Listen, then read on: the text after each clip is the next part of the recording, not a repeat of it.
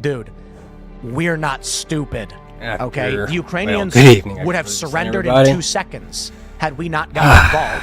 And Zelensky is only operating when given permission by Germany. All right, do some streaming. That's right. Oh, yeah. So, I think we're pretty involved. There's no war without U.S. funding and NATO training and NATO arms at all. The war is quite literally Ukrainian cannon fodder holding Western weapons at the direction of the West. I won't disagree with Tim here. I feel like we are a little too Sure, involved. We had the Mujahideen, and we armed and Russia trained these guys and said, go have fun. Ukraine you serve us. Surprised. You do what we tell you to do when we tell you to do it, and we will supply you with training, weapons, and intelligence. It's fascinating because Ukraine, I'll put air quotes here, sank the flagship of the Russian Black Sea Navy, or Armada, whatever you'd call it. Wow. And it was only because the West gave the intelligence to Ukraine and the weapons and then told them when to press the button. Russia is not sitting back going, if only they would do it. Damn, we can't do anything about this. That was weird. It's just Ukraine. No. Recently, Russia removed the barriers, international markers between Estonia and Russia. And it's looking like there may be an escalation in other countries. We'll see. But the idea that Russia views this as just a war with Ukraine, I'm sorry, dude. Joe Biden. This idea only flies to default liberals who are either trying to pretend that this war is justified, or they're trying to convince stupid people that they've not started World War III. Yeah, the war would be over if the U.S. wasn't financing it. There wouldn't be one. That's what I'm saying. Well, Russia would have taken the Donbass in 2 seconds, and that would be the end of it. Correct. Yeah, but now yesterday in St. Petersburg, Putin said that we're actually headed toward serious problems. That was his words, and he harbors a lot of animosity toward this country, and I'm not going to be surprised when he decides to retaliate. And he will. Yeah. I think nukes. He has no choice at this point. I don't think we'll see him retaliate against the United States. I could see him escalating within Ukraine, but I think we're seeing Ukraine get more and more desperate as this war kind of drags on more. We've been seeing Ukraine use one-off drones. They've already been using non-Western weapons, trying to attack deep into Russia. They've been attacking oil depots now, not necessarily military targets, but things to affect Russia's economy. I feel like we kind of swept the Nord Stream 2 bombing kind of under the rug and just don't talk about that now. But as this war continues to drag on, I am concerned of a more desperate Ukraine trying to fight a more guerrilla-style war, and I don't see Russia getting less bellicose. I see Russia attempting to take more chomps off of Ukraine as they get the chance. They started with Crimea in 2014. We saw the escalation start now in 2020 with the eastern parts of Ukraine. The more opportunities that Russia gets, the more territory that they're going to take. And it's unfortunate that 80 years after some of the greatest generation, the bravest among us, stormed the beaches, that the peace in Europe is ended. So, what's that thing where every 80 years we have a thing? Oh, that sucks. A war? I think we missed it with the Cold War. Well, no, World War I and World War II were only... Strauss-Howe generational theory. The fourth turning, they call it. Every 80 years, we get some major conflict. And, we've talked about... I don't know if I would agree with you about this. If there is a pattern, why would I think Civil War, different? maybe both. So 80 years ago, think that technology just has a we had World War II. Today's the 80th anniversary. I don't think 80 years before that, World War. I think it would be before avoided. World War II. Yeah, because it ends in nuclear. War. No one wants that. Civil War. 80 years before. Okay. 80 years before that. All right. 76, baby. The American Revolution. That's when you need him. So we had an international conflict, followed by a civil conflict, followed by international conflict. What will be our 80-year fourth turning? Will it be both? Maybe. Maybe this time we get both. I think we had a couple of powder keg opportunities. In Ukraine, it was sort of a powder keg opportunity. In Israel, with Hezbollah in the north and Gaza, I'd say and Hamas in the south, that was also something that Israel had the opportunity to escalate, but didn't.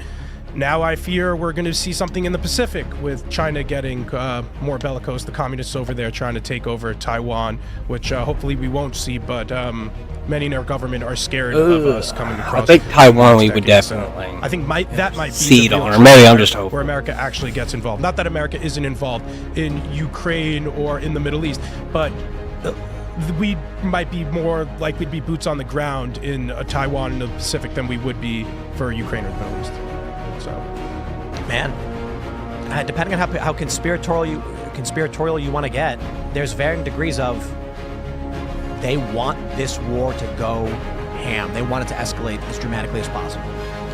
And all we can hope is general death drive, or I mean, why do they want it to escalate that? Are they just thinking about probably because we're starting to wake up to all the corruption. Oh, go ahead. Well, I was gonna And say, if they don't, going to then war meant they'll die the U.S. government in a game. bought for everyone's rations a 6-pack of Conservative Dad's Ultra Right beer, I would be a little conflicted about war myself. I'm not saying I'd be for it. Send the boys some beers, they say. It would just make me struggle. Like, yeah, war's not so bad. The issue of profitability is limited, in my opinion. I think what they're looking at more is times of great conflict are opportunities for great change. So it's very difficult to move the United States system that's in play. A lot of people wonder why it is big corporations keep doing the things they're doing. So I remember watching this video about a bunch of activists went to like the CEO of Shell's house protesting, and they were like, "You're global warming and you're destroying the world." He came out and sat with them and then said, what should we do? And they were like, "You should do this." And he goes, "We're doing that." And they were like, "Well, why don't you start investing in these?" And they go, "We do that too." And they were like, "Oh." And he was like, "Yeah, I don't think you realize that you have this gigantic machine with like 50,000 employees, and you make a move and it's a drop of water in the ocean. So if you want to change the government, how do you do it? Take a look at the Constitution, for instance. Can't get rid of it. It's pesky if you're an authoritarian.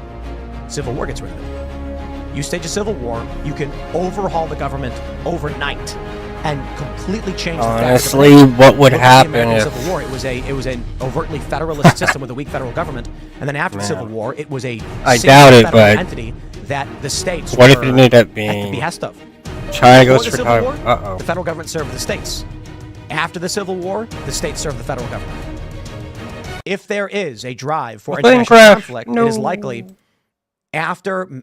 If you get an international conflict on the scale of, World War III, you will get Joe Biden or whoever is in the office of the presidency suspend habeas corpus. Maybe you get a presidential directive 51 type scenario where they create a new single branch continuity of government system where they claim it is an offshoot of the American system, but in a time of great emergency, and then they can just change everything, finger snap, and no one resists. Why? Because there's a war's going on. That's the opportunity. Money is after the fact. They print money. They can do whatever they want with it. But if you want real global dominance, if you want to expand the global economic order and create a new world order that would give more control to the hegemonic system, you need a massive conflict to break the binds of the existing system and allow you to implement mass change on a grand scale that no one resists. I think that is the goal of the anti-America coalition, because the current hegemon, the current status quo is American dominance. But the goal of the anti-American coalition, the CCP in China, the Ayatollah in Iran, Putin in Russia, among a couple of other, North Korea, a couple of others, Cuba too, Venezuela, whatever. That's what that coalition seeks. So, and really, they have nothing in common with each other except for their anti-Americanism and being anti-American world dominance. So, we should understand who. Also, where I left in that last mission, I just pretty much cleaned up order as and got what vehicles I could. But it's a really short-sighted. Some of them blew up. I lost some more guys. Doctor Strangelove scenario. I mean, I saved you a good fear of nuclear collapse. I think nuclear collapse still works for this premise. So we're going to survive it. Well, yeah, of course. Like, the humans aren't going anywhere.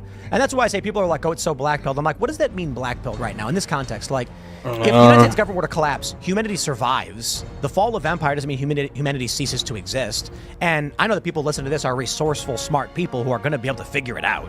So, like, what's the worst-case scenario? IP22 don't know what to do. The interstate trade system breaks and we become more self-reliant. The American economy falters. You're less likely to own a laptop, and you're more likely to have to farm chickens or something. The worst case scenario is not that bad. If we are to win, Donald Trump gets elected, and then what we hope for happens, securing our border, bringing back jobs, then you get prosperity and great stuff. But your worst case scenario is it'll suck, you'll be all right. I suppose, actually, the worst case scenario is they win, they get gulags, then you end up in a camp. So that would suck. Like Steve Bannon. Steve Bannon is getting locked up. Let's do this. Before we get into all the Bannon stuff, we do have another clip. This is from ABC News. Biden speaking with, who is that? How do you pronounce that guy's name? Weir? Is that his name? I don't know the guy's name.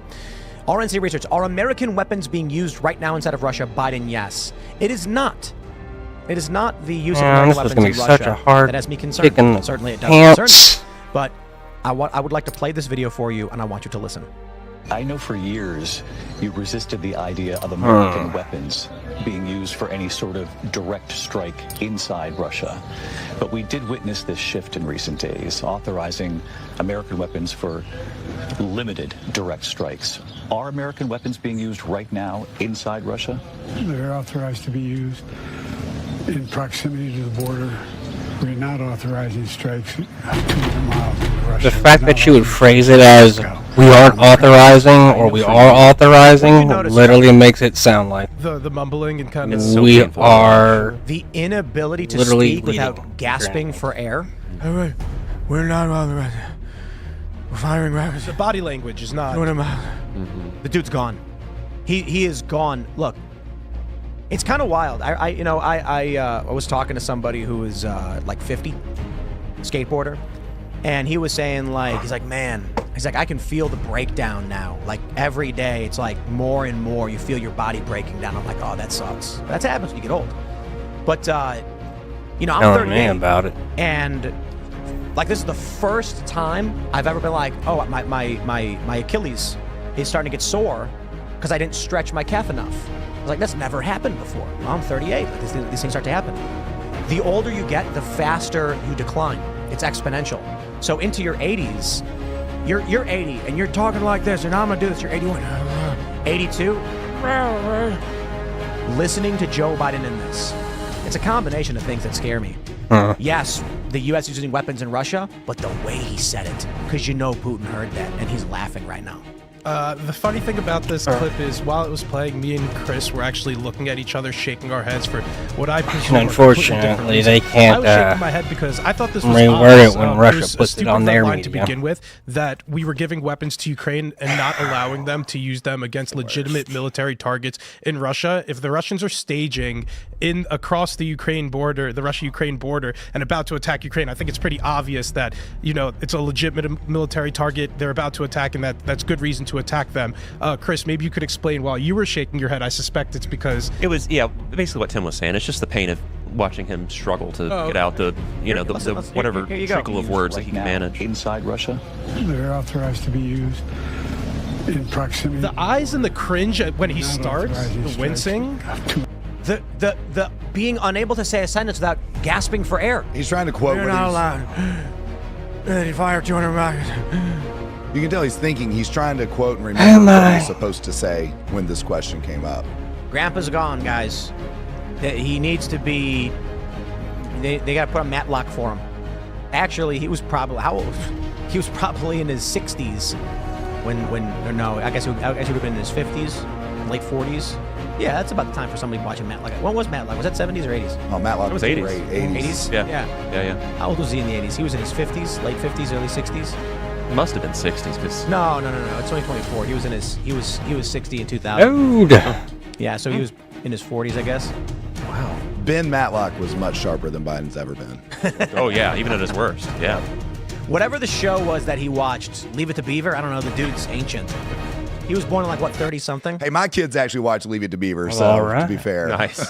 What is that? I don't know the reference. Is that Oh wow. Man. Leave It to Beaver? 50s sitcom. Yeah. What about the Andy Griffith Show? I thought that you were about to say that's a Daily Wire new kids animated show or something. Leave It to Beaver. Definitely That's not. what it sounds How like. about the Bleep Van Bleep show? We're not allowed to say those words on this, so we'll just say Bleep Van Bleep. Okay, I was like, put me off for a minute. That was a Family Guy joke. The censors, the FCC comes in on TV, and they're like, now back to Beep Van Beep. You can't say those words on YouTube. This is the world we're in. Now, I will say for Trump, he's spry.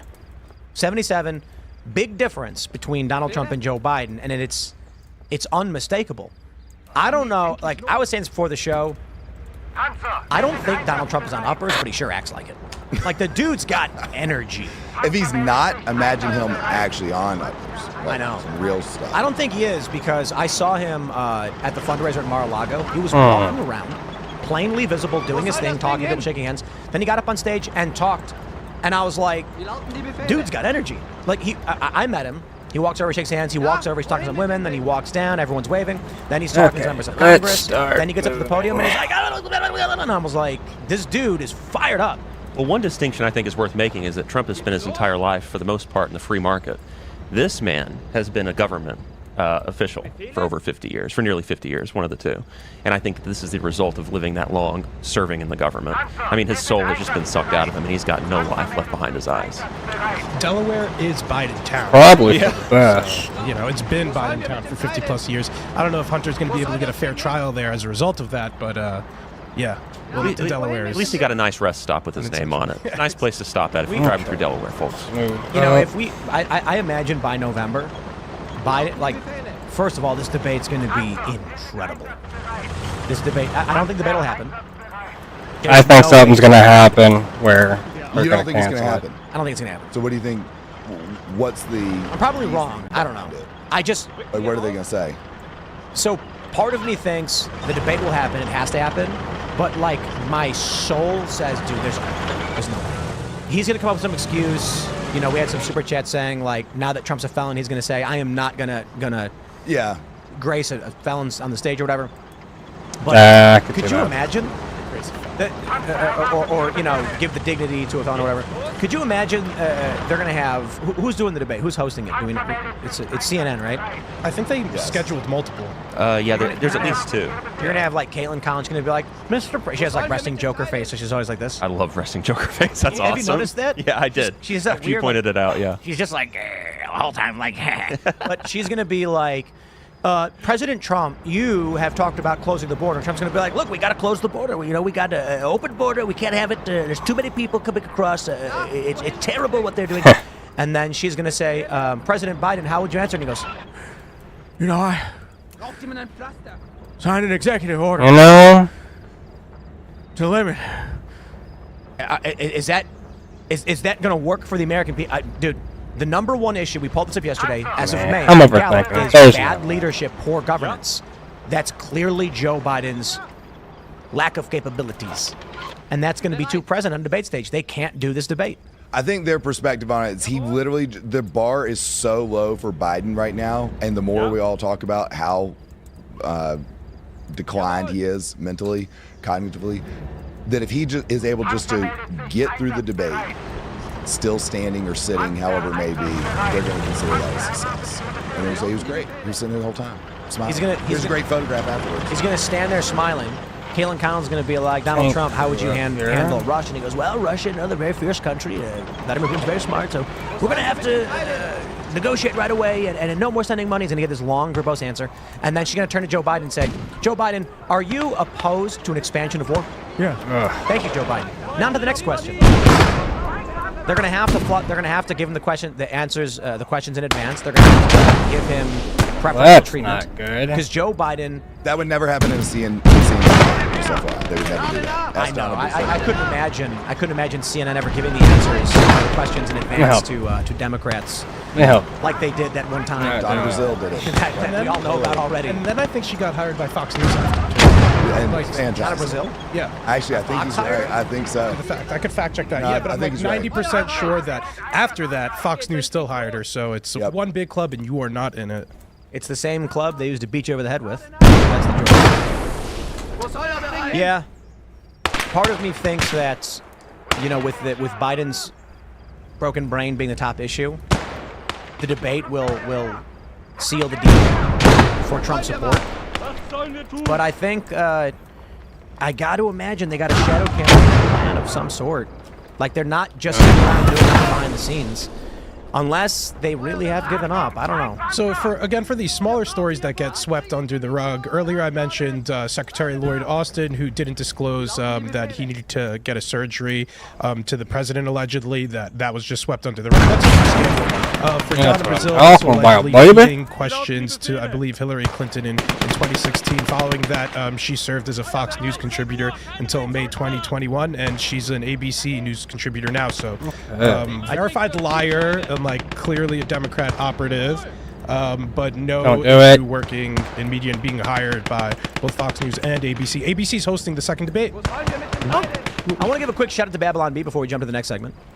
Babylon B has this funny article. Aides claim Biden nailed a 360 kickflip McTwist on the White House half-pipe, but oh darn, the reporters just missed it. The reason I want to give them a shout-out is that if you're a skateboarder, the joke is even better. So, for those, and I think it was an accident, because I don't think the Babylon B, I don't think a skateboarder wrote this, but I'll just explain. I think most of you got the joke. Biden is really good at skateboarding, but only when no one's looking. However, as a skateboarder, what makes the joke extra funny is there is no such trick as a 360 kickflip McTwist. So, for me, the joke was they're clearly lying and making things up, and we can tell. And for those who don't skate, they're lying, and it's obvious because Biden cannot skateboard. But just for the record, a McTwist is a 540, 1.5 rotations. So you would not do a 360 540. That makes no sense.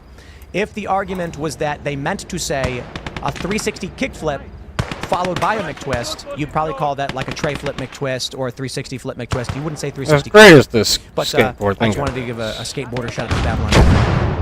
All right, let's roll. We got the big news on the Trump side. Congratulations are in order for Mr. President Donald Trump. From SCNR.com, Trump announces his campaign has raised almost $400 million since guilty verdict in New York case. More campaign funds were given to this campaign than any campaign, they think, in history. You gotta love when Trump adds these qualifying statements to make his statement true. Because if he said more campaign funds were given to this campaign than any campaign in history, they're gonna go fact check false. So he says they think. We don't know who they is, but you know, there you go. Trump announced a jaw-dropping haul during a rally in Phoenix. Quote, I just went through a rigged trial in New York with a highly conflicted, and I mean highly conflicted judge, where there was no crime, it was made up, fabricated stuff, but they didn't want to bring the case. They could have brought the case 7 years ago. It's only when you run for office they bring the cases. Trump said that it was conveniently brought in the middle of his presidential campaign, where he's beating Biden by a lot. By the way, right after the announcement of this, more campaign funds were given to this campaign than any campaign they think in history. Almost $400 million. 400. That's amazing. I do think they're going to be including the $100 million pledge from Miriam Adelson. Yeah. I think it's fair to remove that from the equation. And then you're looking at just shy of $300 million in hard donations being given to Donald Trump. So the $100 million doesn't go directly to Trump. That's the issue. It's probably going to super PACs and things like this. But they did raise $141 million in direct contributions. This was previously reported. I think it is absolutely fair to say that since that last reporting, we're now going on just over around a week since the guilty verdict. Trump likely is at that number from smaller donors or from individual donors directly to his campaigin. I don't care about the gentlemen. Money talks, BS walks. The question is, does the money matter? Now, Trump, you guys see that swamp the vote thing? No, but what is it? Mail-in voting. Basically, they're Republicans finally getting on board. Right. Yes. And Trump's calling it too big to rig. And it's a great move. Whether you actually do anything or not, telling the Trump voters it's too big to rig now because we've got the mass removes the demoralization. Yeah. When Trump came out right after the 2020 election and said it was rigged, people didn't vote in Georgia, and then they gave the Senate to Democrats. There's videos of people outside polling stations saying, "What's the point of voting? I'm not going to vote. It's rigged." And then it's like, and then Warnock won, and Democrats got Senate. I think it was a huge mistake by Republican strategists to encourage voting on election day. If you are able to vote in earlier, then you should, because weather could only screw you. Something new could always come up. And if those are the rules to play by, then play by the rules. So I think it's silly to do otherwise. I think they had a race in New York, too, where they had bad weather on election day. I don't know if that swung the race, but you never want that to even be a thought. So if you could get it done early, then play by the rules put forward. Don't put yourself in these arbitrary rules that the Democrats aren't playing by. I think it's silly. And yeah, to your point, Tim, I'm happy that you brought that up, because I think that did play a role in the what was it, the runoff election after the fact, when the Republicans. This was right after the election where a lot of Republicans were saying it was stolen. Yeah. Also, they had Herschel Walker, so who knows if that was the right move per se. But yeah, no, but Herschel Walker was not the right move, to be clear. But either way, when you tell everybody it's rigged, a lot of people will stay home, and you are suppressing your own vote. Trump coming out now and saying we're doing the mail-in voting and it's become too big to rig. Now people are going to be like, oh, I better go out now because we're going to win. It's a weird thing, because you're scared that if you say we got this, then people don't show up. But if you say we can't win, people don't show up. Yeah, voter turnout is looking bad, by the way. this is obviously a huge haul for the Trump campaign and all their super PACs. I'm sure Joe Biden's raising a ton of money, and yeah, money bears some influence on these campaigns, but I'm really questioning how much. Obviously, it's really good to raise a lot of money, better than not, but Trump is already president. I think both of these guys are at like, what, 99% name ID. I don't think there's anybody who doesn't have a formed opinion of Donald Trump or Joe Biden. So some more ads could help, but I don't know how much of a difference it's going to make. It's not just ads, but if they actually put the money where they should with actual get out the vote Grassroots. and affecting the mail-in voting and making sure Republicans are actually Getting my boys up here. And those are expensive things because they're people heavy. You know, The cynic in me just thinks, wow, it must be nice to be running these campaigns or being a third party that these people contract out to. Because what do you think? Where do you think all this money is going to? It's going to those organizations. So, hey, maybe we should open up a little, I don't know, campaign third party. Welcome back, I wonder baby. how I'm this will streaming. play out in the debate, honestly. Setting it. You know, because I imagine it comes up.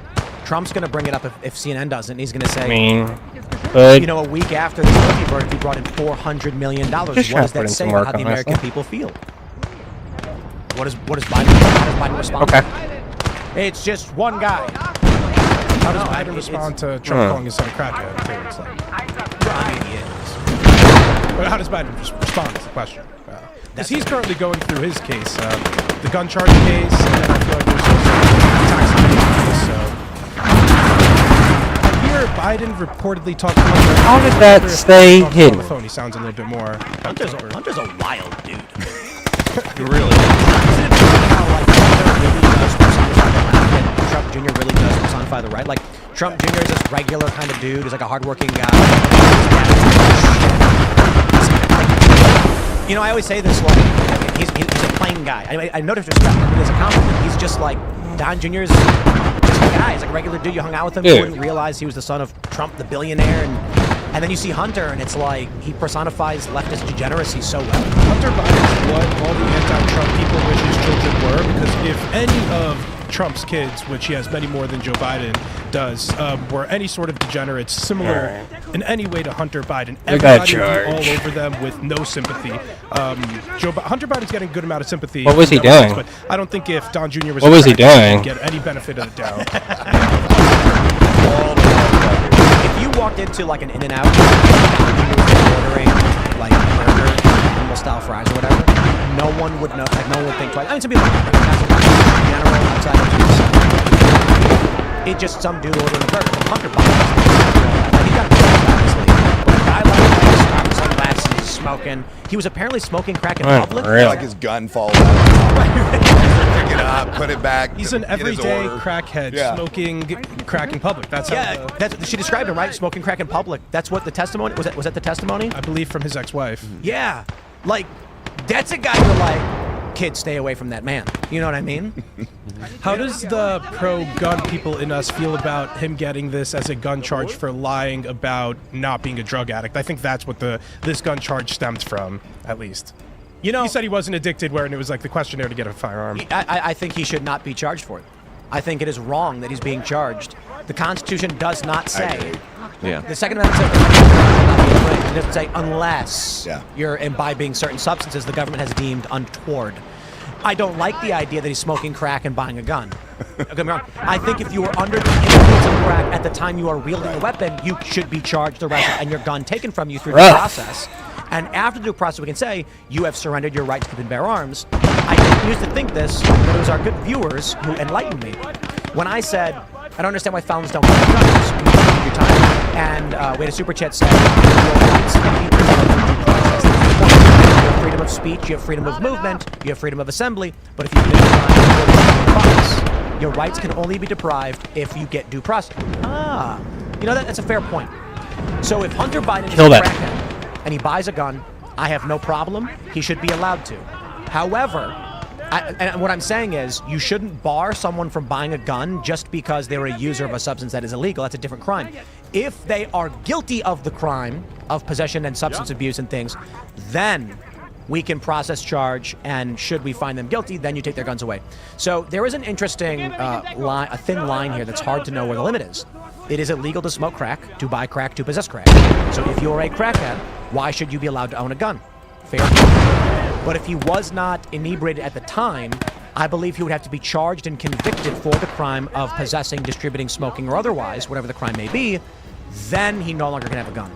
And now, if he was wielding a gun while on crack, I think that's a very serious felony offense, and he should get some serious jail. That would be such a good headline. Principled gun rights supporter Tim Pool condemns charges against Hunter Biden. It is an interesting argument, because if the argument is you can lose your right to keep and bear arms through due process, in whatever form that takes, then it's fair to say Hunter Biden, the question of the form was, are you an active committer of felonies? Because if you are not allowed to have a gun. The problem I have with that is it's preemptive. You've not yet been convicted of a crime for which you've gone through the process that we can deprive you of your rights. Maybe Hunter Biden's just a libertarian after all. Tax evasion, smokes crack, loves guns. He should have spoken at the Libertarian National Convention. I was about to say, based not on RFK, not Trump. They should have invited him. Crack, Yeah, what were they thinking? Dates his brother's ex-wife. And he cheered for him.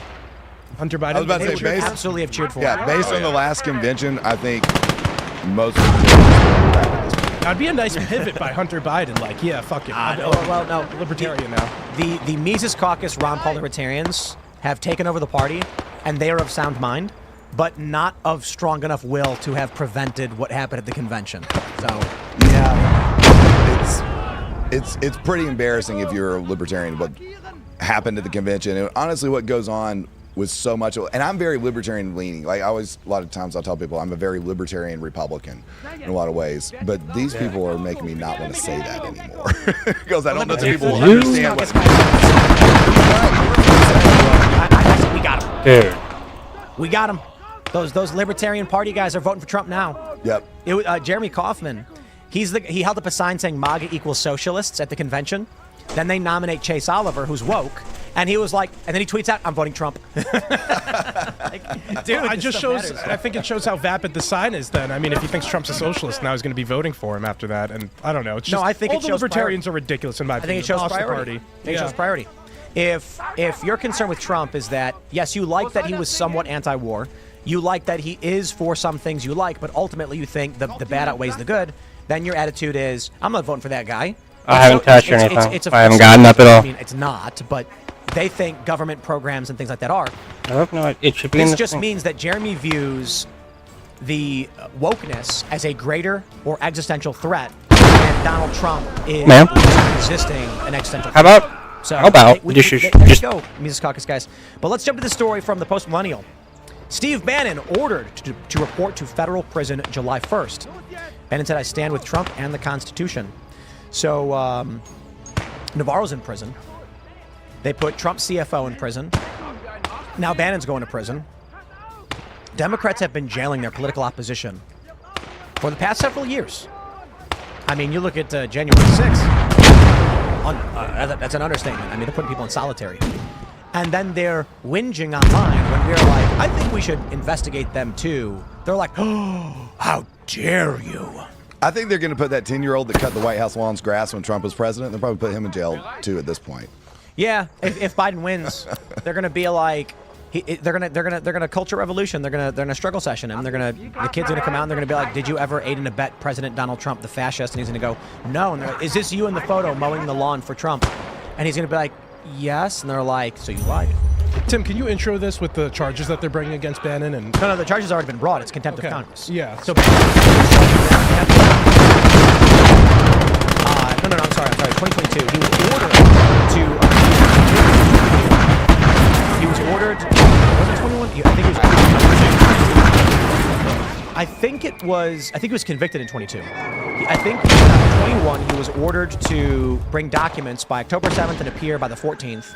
And what happened was asserted executive privilege, saying those documents are from the executive branch, and I assert privilege. You can't turn them over, which puts Bannon between a rock and a hard place. The legislative branch is saying do it or you go to jail. The executive branch is saying do it or you go and you go to jail. And so his lawyers are like, you can't violate one branch for the other. Trump eventually said it's fine, waive privilege, Bannon, go ahead. Bannon then said, okay, now I'll do it. And they said, too late, too bad, we're arresting you and charging you with contempt of Congress. I believe also it's uncommon for people to be charged with the contempt of Congress.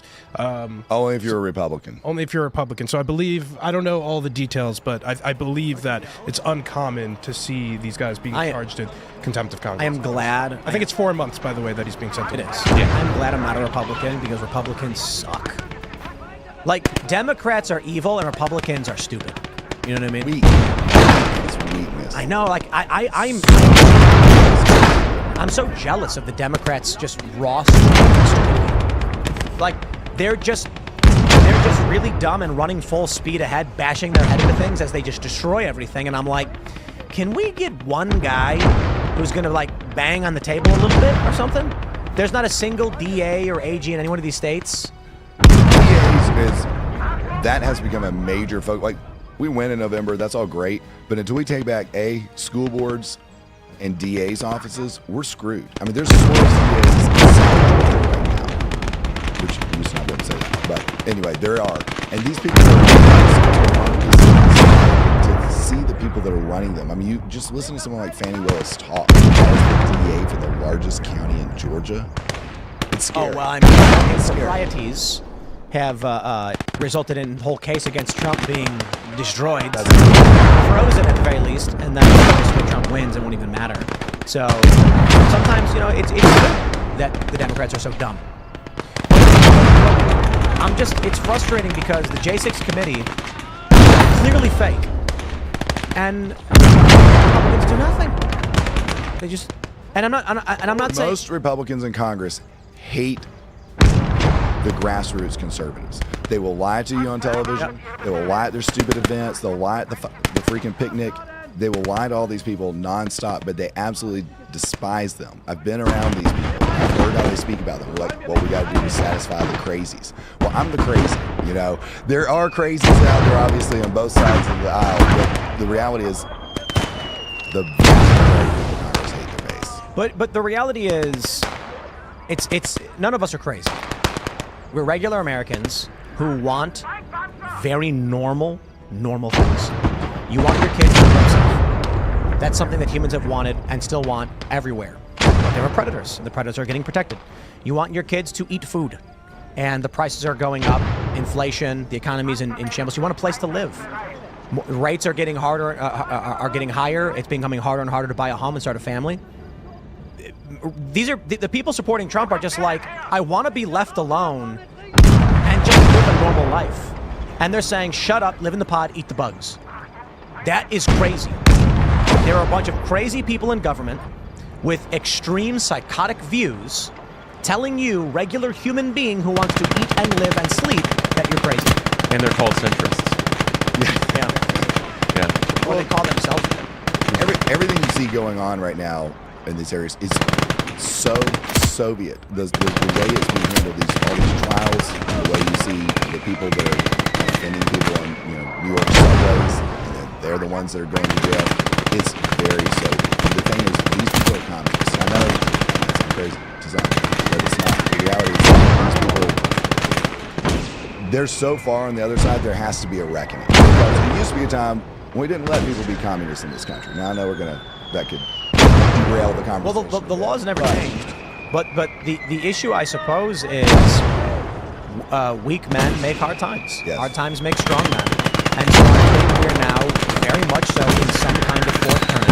Because of the weakness that you see from previous generations, and I'm not saying everyone from past generations were weak, I'm saying there was an increase in weakness among men. And maybe it wasn't you, but the weakness increased. It's resulted in hard times. And now, if we're going to pull out of it, men must become strong, and I think they will. This is why people like strong men. It's why Donald Trump is doing well. I really do think that the highest probability outcome right now is Donald Trump wins, Democrats whinge. Donald Trump does a tepid job of installing certain personnel, but good enough to make some changes, and we feel partially sated by it. A couple years go by with general economic improvements. Quality of life seems to stabilize. War probably starts to de-escalate a little bit in some areas. I think that's the highest probability outcome right now. And so times are hard right now. They are. But I think we're going to come out on the other side, and I think we may... I think the highest likelihood is that we are seeing the worst of it. Really. I mean, we're looking at Trump's associates being arrested and charged. This is very, very bad. I think it will get worse, but I don't think the probability is on the side of it getting dramatically worse. I think there is a strong probability that things... So let me clarify what I'm saying. It may be 51% that Trump wins, and things slowly start to simmer down a little bit. That still means there's 49% that we could have international conflicts, total breakdown, gulags, whatever. It doesn't mean you're out of the woods yet. But I think we're on a good track right now. I think the failures of the Democratic Party, their constant flubs, the fact that people are recognizing the mental failures of Joe Biden, especially these big corporations backing away from Pride Month and things like this. You've got... we're genuinely seeing a shift in culture. I think. I absolutely think so. I'm still waiting for Bud Light to put out this year's Pride Supply. It's going to be helpful. We're not going to do it. I know. I'm being sorry. But I think in November we're probably. I think we're going to be celebrating on November 7th. The biggest at that point is Trump has to surround himself by not the idiots that he surrounded himself with. I think he's somewhere in between. I was worried for a while.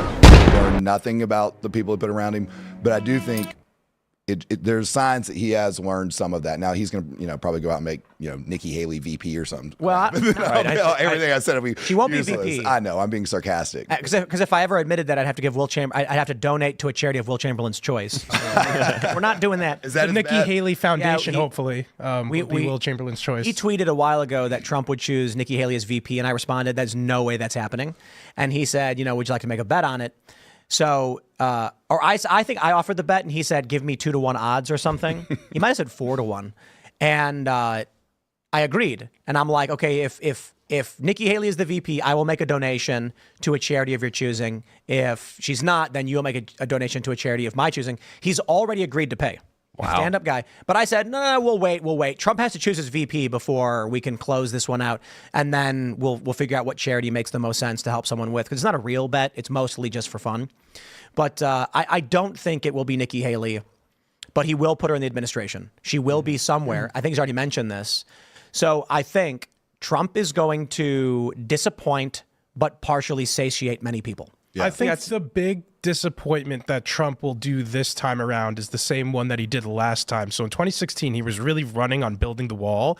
Illegal immigration and the border situation right now is completely untenable. It's gotten so bad that even I notice it in obnoxious ways in New York City. New York City is completely overrun, and the situation now compared to 5 years ago is completely different. You can't go 20 blocks in the city without seeing migrants piled up outside of a random building trying to get trying to look for any handouts that the government is giving. They're being kicked out of homeless shelters as a result of it. There's some percentage of hotels in New York City are just there to house migrants now. It's 20%. And the taxpayers are paying for it. It's completely untenable, the situation there. The city can't handle this. There's no long-term solution here because we will not be rounding them up and kicking them out. Does ICE even exist anymore? I think deportations are, I don't know what the numbers are, but in New York City, if it's a problem in New York City, I can only imagine what it looks like throughout the country. Trump didn't deal with this, I think, to a satisfying degree when he was president last time, and he's barely talking about a wall this time. His catchphrase was "build the wall." I don't hear about the wall at all anymore. Tell me. Here's where there's a lot of things I'll happily jump on Trump about. Here's what I will say about building the wall and immigration. He was fighting his own party. All those people that the Republican base continue voting for every freaking primary. They were the ones trying to stop him from doing that. And they were the ones who were fighting it tooth and nail and always trying to tone him down from all of that. I mean, it was not stop, and it's behind the scenes. It's out in the open, everything. I'm getting thrashed. Republicans on doing the things that the base actually wanted. I don't know if it's media scrutiny, especially on what's been happening at the border recently, but the situation is untenable. I believe Joe Biden just put forth an executive order, but I don't think we have a good solution to the border at all. The situation in Mexico is deteriorating, especially with the north. I don't want to have to deal militarily with the cartels. It does not seem like an organization we want to get involved against. And again, they're helping fund the fentanyl crisis in our country. I think we have big issues on the southern border that we don't even want to begin to address Pandora's box that'll open up. Very troubling. I don't know what the solution is either. I don't know if there's enough of political will to do anything about it either, because once you start making a move, you're demonized endlessly. I think with one of Trump's policies, where they were detaining people and then processing them and separating the parents while they were processing them, people were completely up in arms. There's no easy way to do this without being demonized to the nth degree. So, let's jump to this story from the Post-Millennial. Democratic opponent of Elise Stefanik suggests Trump supporters need re-education camps after the MAGA nightmare. Okay, well, certainly she didn't say that. What did she really say? Let's play this audio. It's really important in moving forward and moving through this, even if we were to have a resounding blue wave come through, as many of us would. All right. Putting it all back together again after we've gone through this MAGA nightmare. And re-educating, basically, which that sounds like a rather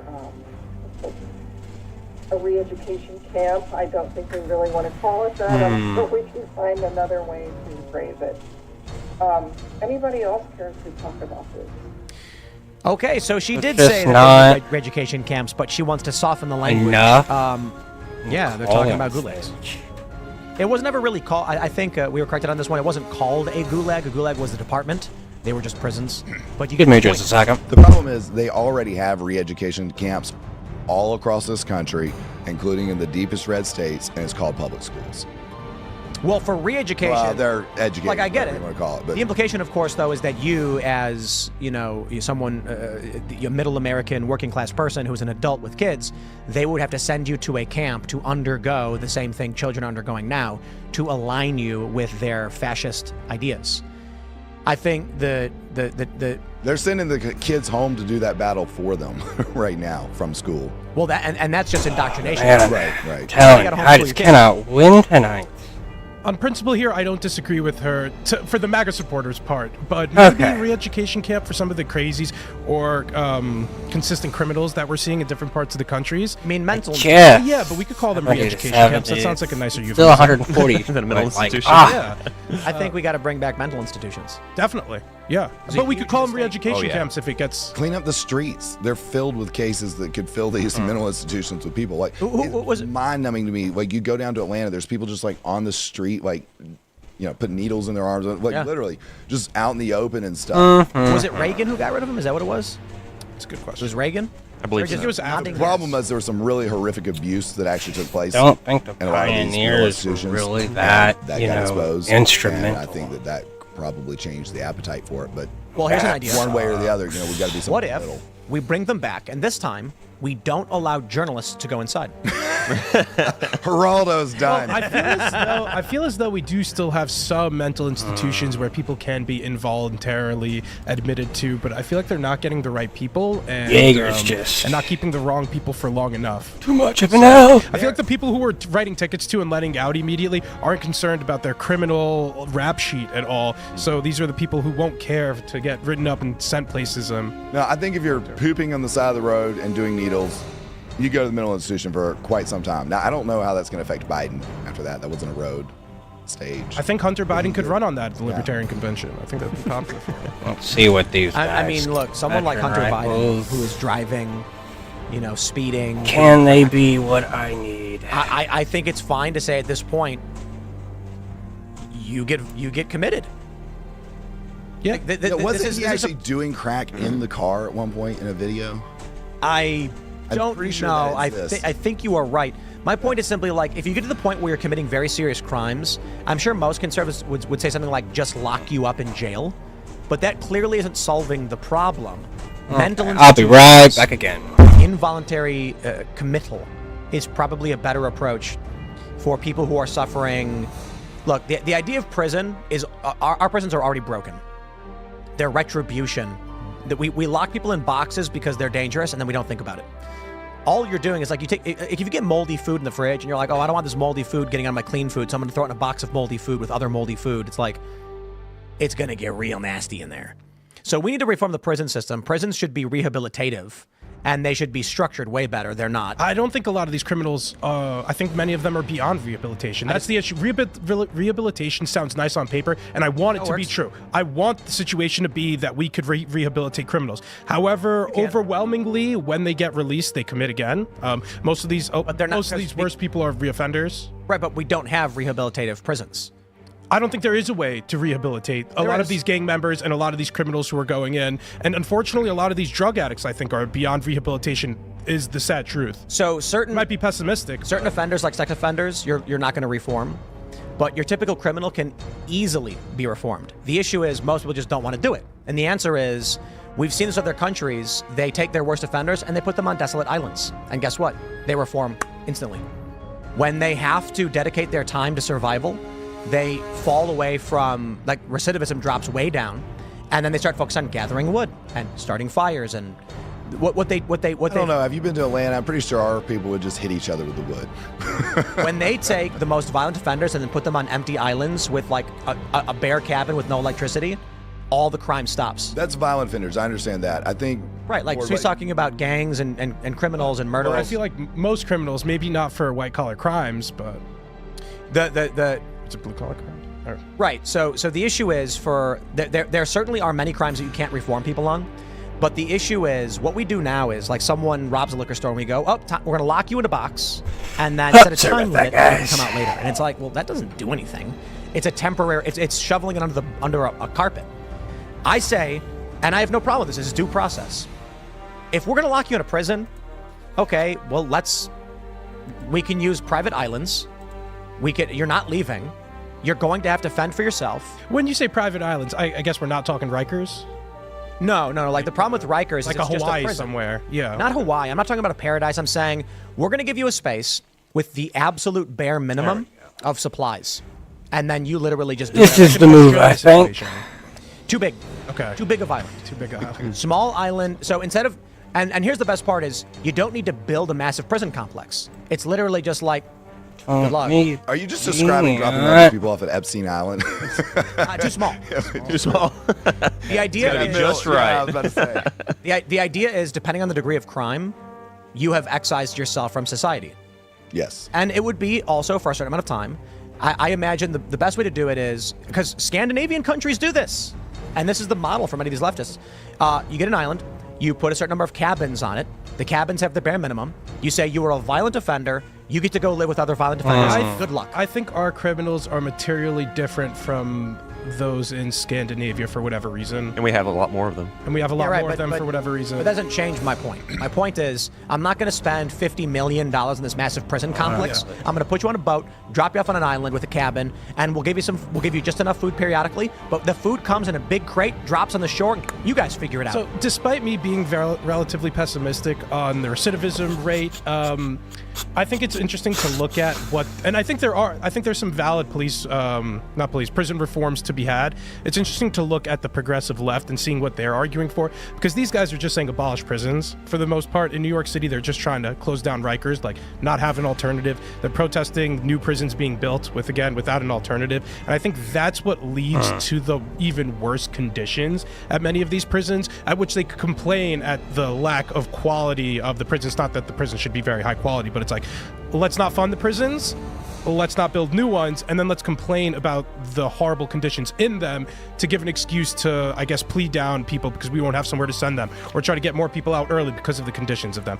So it seems just like an overall strategy to allow criminals to get out earlier and sooner and not... Right, put them on an island. Right. Better idea than... So I'd say this. I think this is the perfect solution, to be honest. If you were convicted of a crime and they said, we can lock you in prison for 5 years, or you go to an island where that's it. The island is yours. You live there with other people, have fun. Which would you choose? Island's kind of sounded nice to me. I'd take the island. Yeah. Of course. The reason why we see these behaviors drop is because it forces many of these people to figure out survival conditions, and it rewires their brain in a way they've not experienced before. We live in these cities where food's effectively free. And I mean it. You walk up to someone and say cheeseburger 10 times, go to Chicago, go to New York, go to LA. Walk up to 10 people and say cheeseburger. someone will hand you a $5 bill and say, go get yourself a cheeseburger, buddy. There's food kitchens all across New York City, in every borough, many of them at many different churches, and there are endless lines of new illegal immigrants constantly. That saves me overall. In Seattle, they have food banks where I haven't been in Seattle in 15 years, but they had a food bank, a different one every day. And the people that I knew were like, Monday is this town, Tuesday is this town, Wednesday is this town. And they're all within like 15 minutes driving. So the kitchen was always stocked with free food. You'd walk in and you'd say, I am hungry. And they'd say, would you like a bag or would you like to choose? They would do this thing where they'd say, we have pre-made bags with a variety of items, or you could choose one protein, one grain, one fat, or whatever. And there was one, I think it was in might have been Ballard or Fremont, I'm not sure. It was a library with a bread wall. You could walk in at any point whenever, and there was a whole wall of free bread. Free. Not expired. It was like within a day or two of expiring. So the local shops would replace it with the new order and then donate the other ones. You'd walk in and there's this huge rack, and I'm like, is this free? And they're like, take whatever you want. Because in Chicago, they padlock the dumpsters. And this is wild too. I think Krispy Kreme, I could be wrong. Krispy Kreme, when the day is done, take all the donuts, box them, and then neatly place them in the dumpster. And then in Chicago, people will walk up, pop the dumpster open, and lift up like 12 boxes, 12 dozen donuts, and then be like, let's roll. When I was a kid, we went to Burger King at like 11 a.m. when breakfast was over. We walked up, and there was a guy he had a garbage, and we were like, yo, wait. You're throwing those away? And he's like, you want them? And we're like, yes. And he gave us like 15 breakfast sandwiches or whatever. We were like, yes! So the issue with modern society is that there's no real struggle. And so for a lot of people, especially if they don't have dads. Yes. What is the motivator for status that men have? And if they don't have dads, they don't have a proper Bubs. Love you. drive. They're not instructed properly. You get I'm back. bonkers crimes What that can I serve get on going? the purpose of filling that void within these people. So, there was that viral video with the woman saying, like, it's the wrong thing, you shot the wrong guy, and it turned out that she wasn't even, like, with the guy for years or whatever, but Cernovich pointed out, she was saying, we need legislation to stop this, and he's like... Sorry, guys, I'm just not that interested in temples and that, I guess.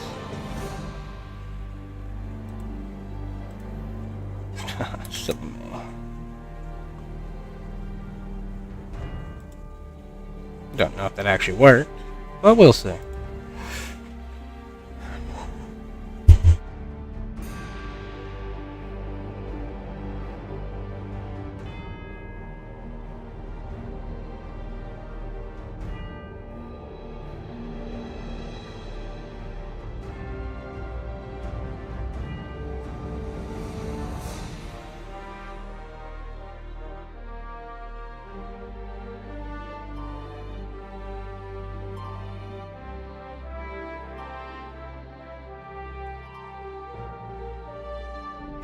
There we go. Okay. I'll save that probably for defense, but I just... I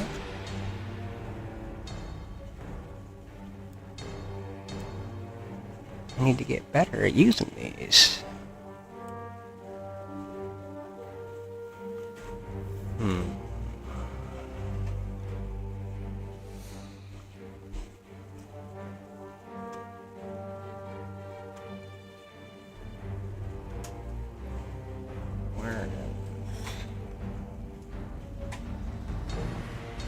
Quite a bit.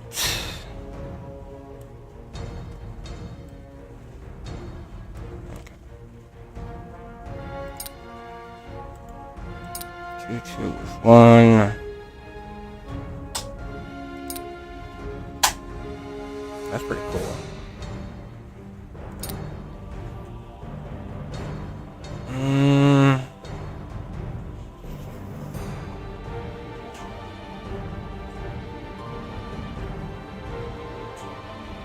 I think 1 infantry card just in case.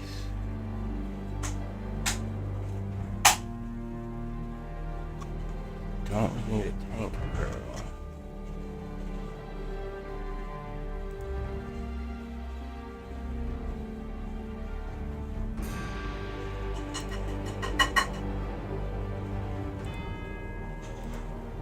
Ah. I see. Well, got a little bit more life too, so... But I guess that's more of my special forces. So it's probably going to be really expensive to resupply them a lot. Hmm. 1,800, got 4 points. I would like something to support movement.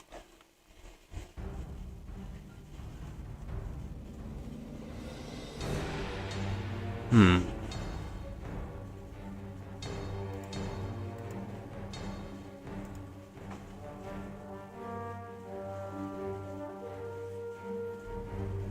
I think that is the play.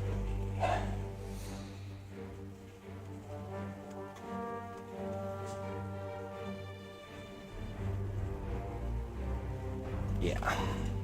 Maybe not. Or...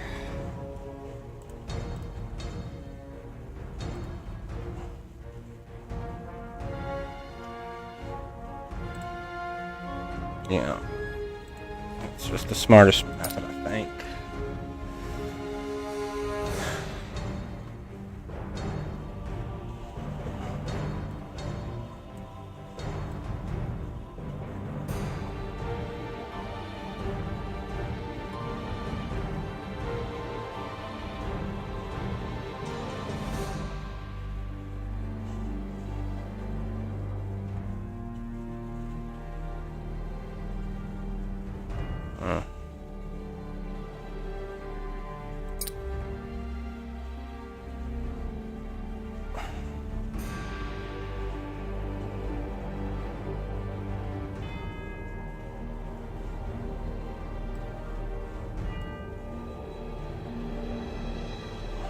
My face went. Alright.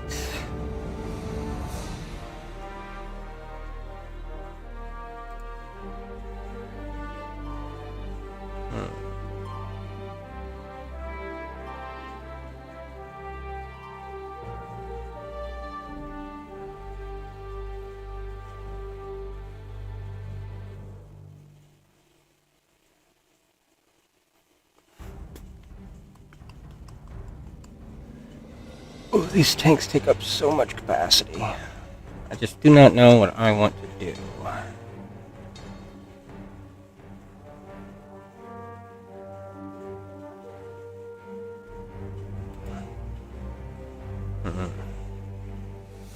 That would get me one more squad. I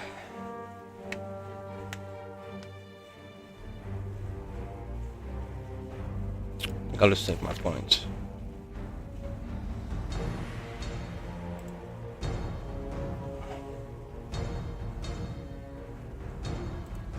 Okay.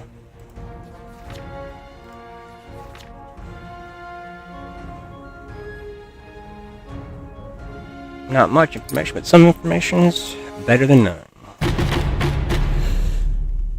Ugh. Thank you. Uh-huh. Huh?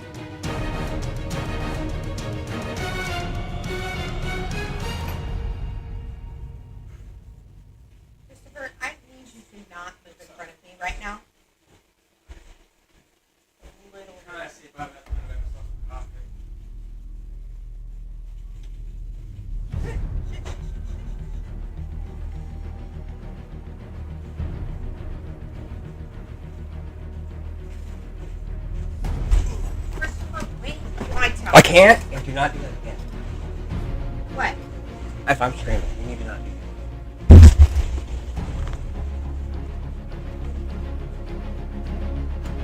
Keep your name.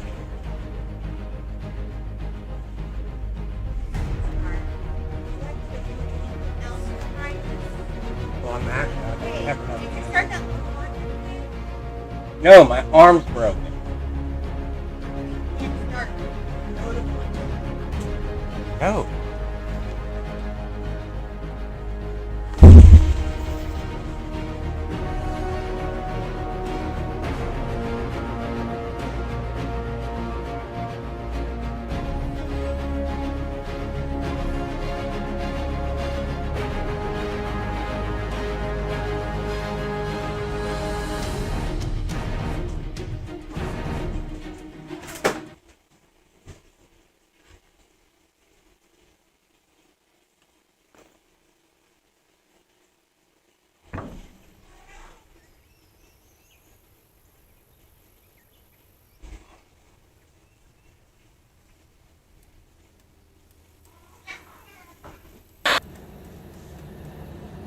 Panzer einsatzbereit.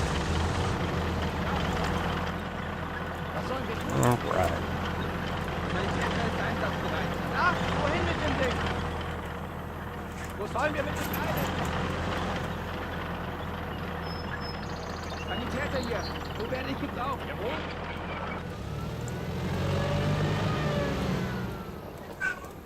Befehle?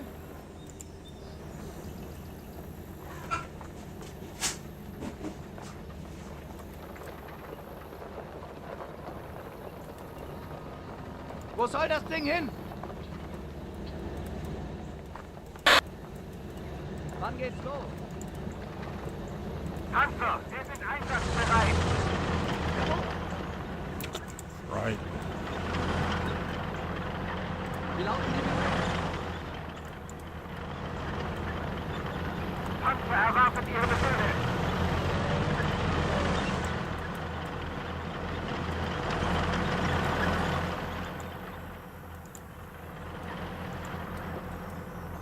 Braucht jemand einen Sanitäter? Ja, wohin mit dem Ding?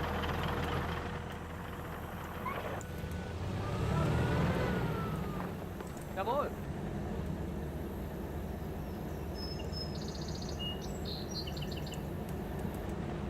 Panzer meldet sich einsatzbereit.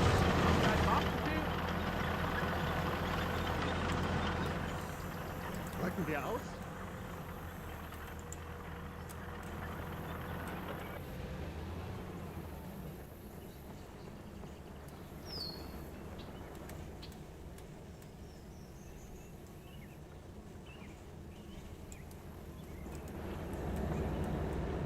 Panzer einsatzbereit.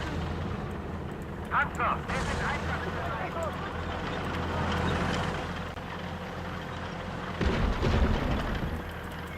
Sucht euch Deckung!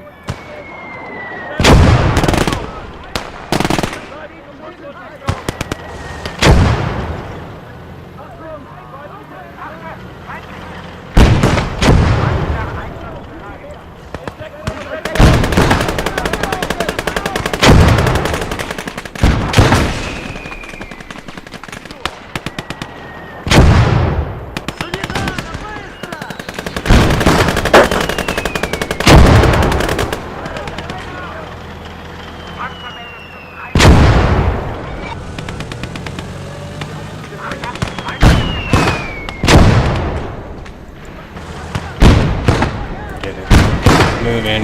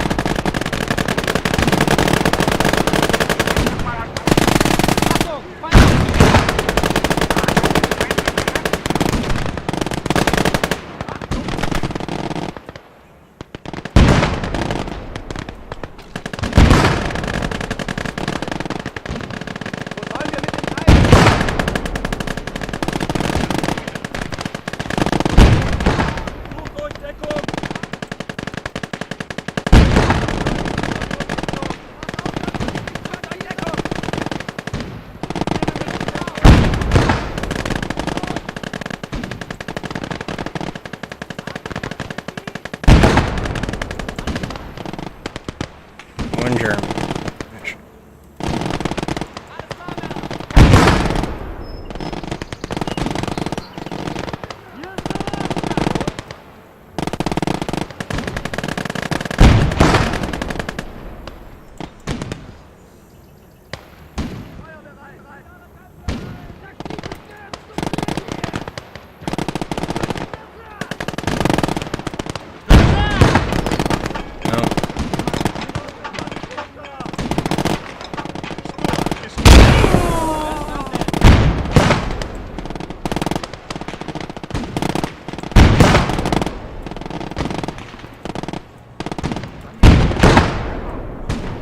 Halte die Munition bereit!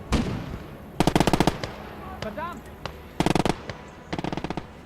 Wie lauten die Befehle?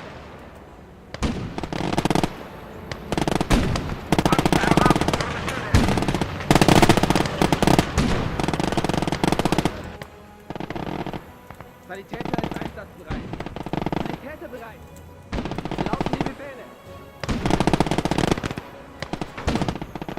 Wo sollen wir mit dem Teil hin? Drücken wir auf?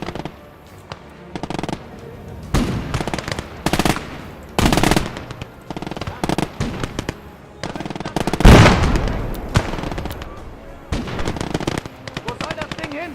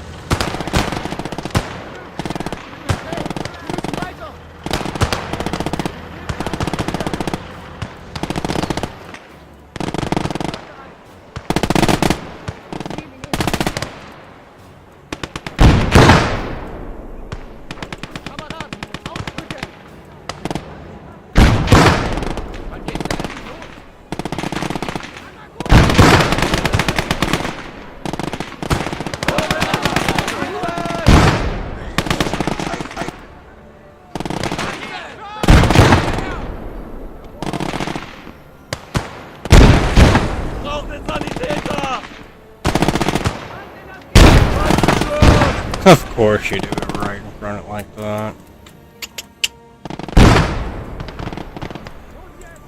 Let's get my medics up here.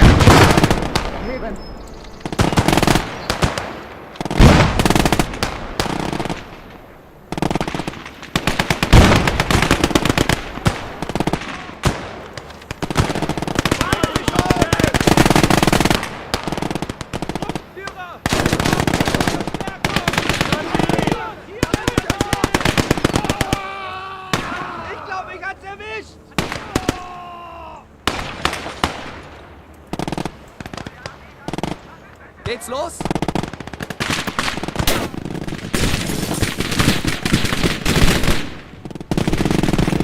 Ни шагу назад! Держись, я все.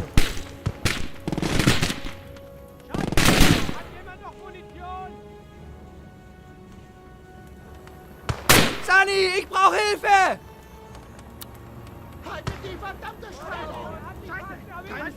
Silliness on my part, honestly.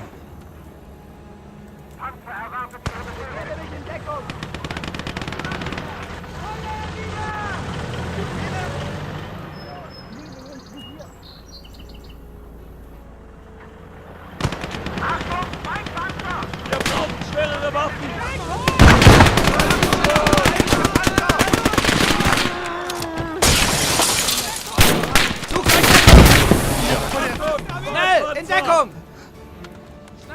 Sucht euch Deckung! Vorwärts! Verdammt nochmal! Bleibt gefälligst unten! Begebt euch in Schussposition! Schnell in Deckung! Achtung! Okay, got it. Achtung! Feindpanzer! Sanitäter! Begebe mich in Deckung! Männer! Überprüft die Waffen! Was sollen wir tun?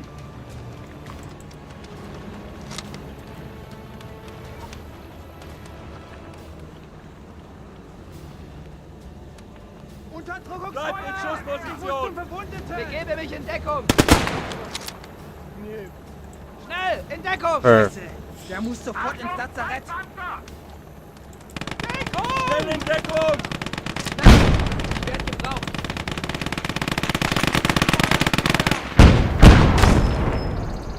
Wir sind einsatzbereit!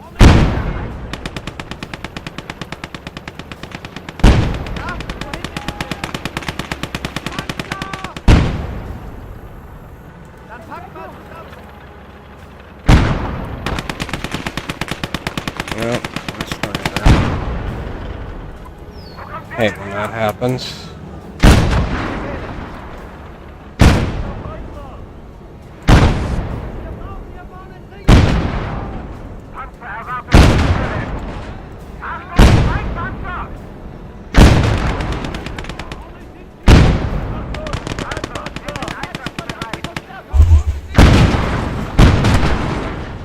Befehle?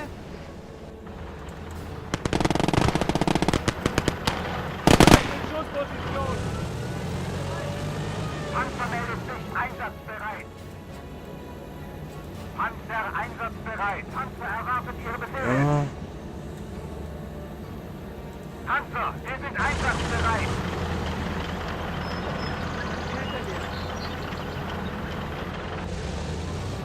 Panzer meldet sich einsatzbereit. Schnell in Deckung!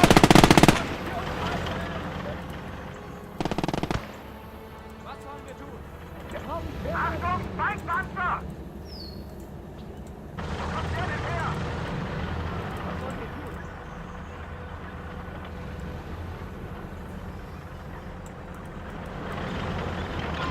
Wo kommt der denn her? Achtung, Feindpanzer!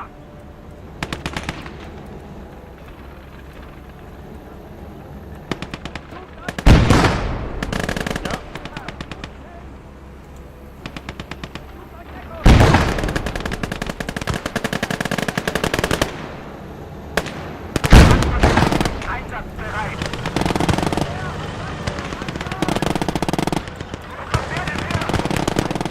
Achtung! Feindliches Beschuss!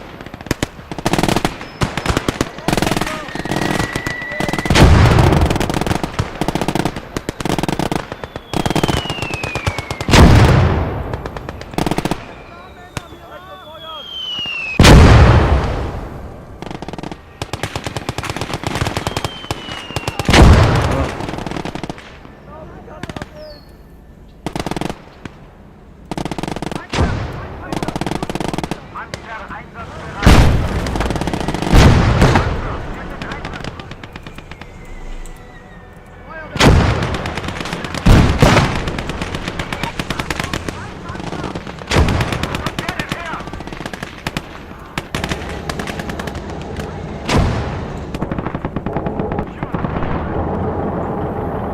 Feindlicher Wo kommt der Panzer! denn her?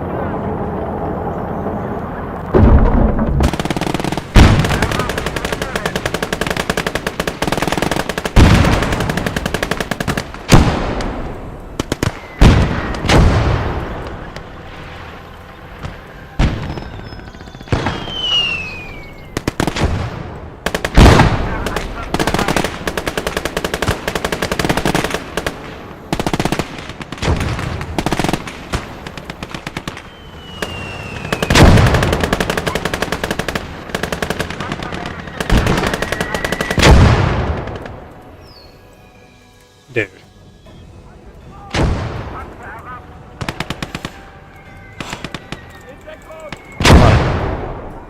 Just get out of there, guys.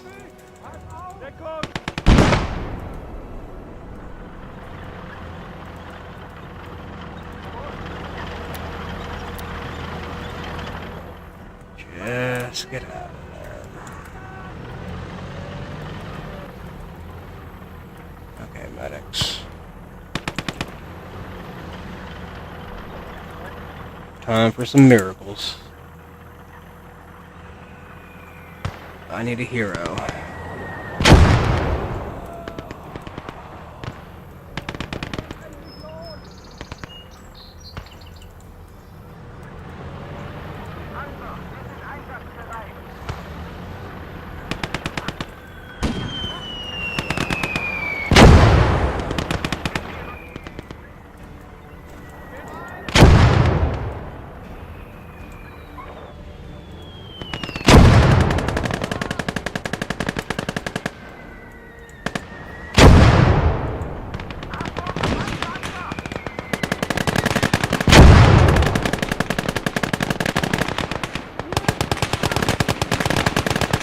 Dude, you're well. There we go. Problem. Sanitäter hier. Wo werde ich gebraucht? Sanitäter. Yes.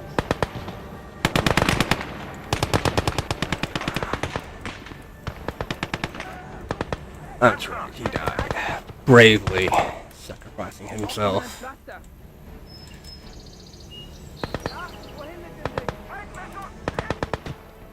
Oh, there. Achtung, feindliches Geschütz! Achtung, feindliches Geschütz! So.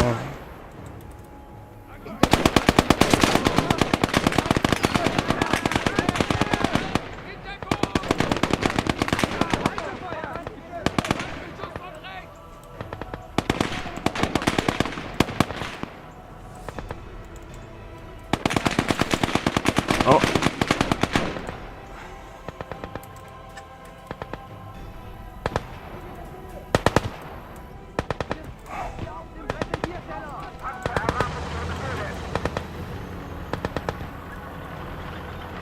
Sanitäter bereit!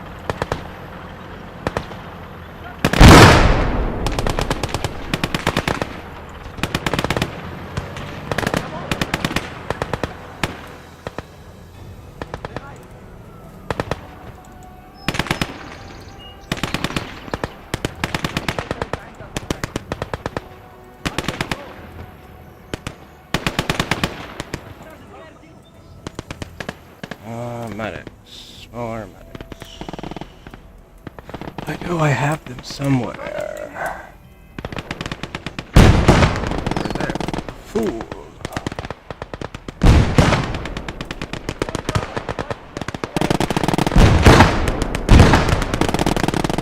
If possible.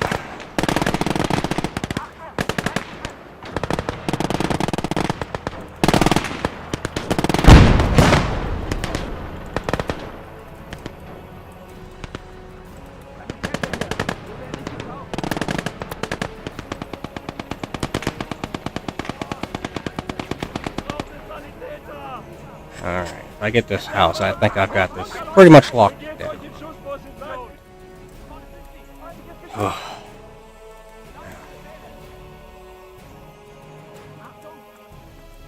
Vicious. Love this mod though.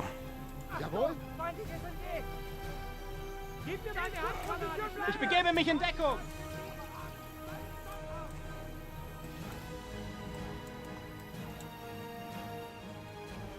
In Deckung! Feindliches Maschinengewehr!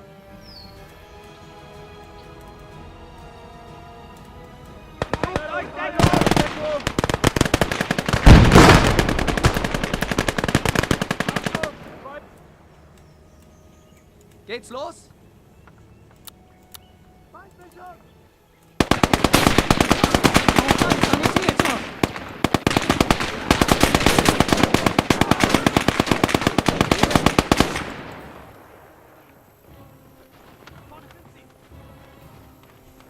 Befehl wird ausgeführt!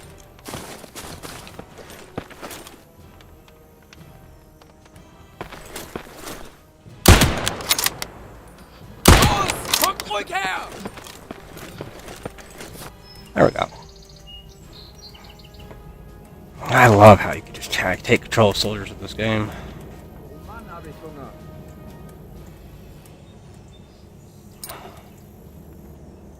Yeah.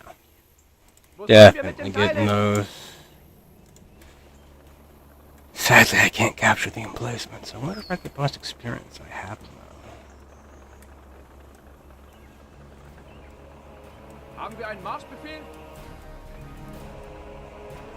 Kameraden, ausrücken! Medium.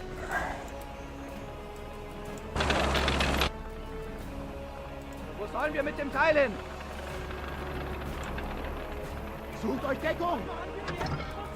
Nachladen!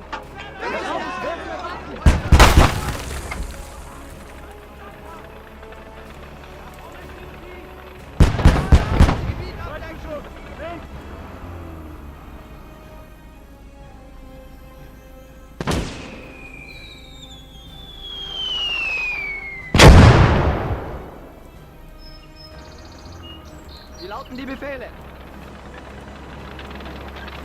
Geht's los?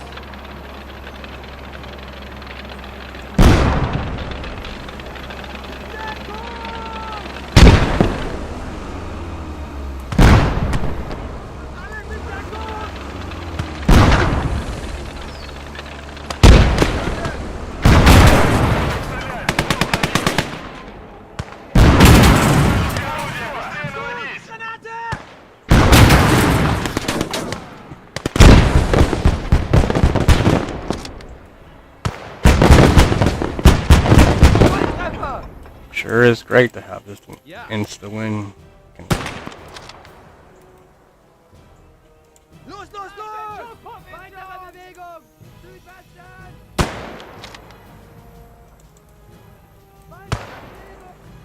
Wo soll das Ding hin? Ich bin Nur noch bis Weihnachten. Can't get this Ja, ja. tank. Befehle?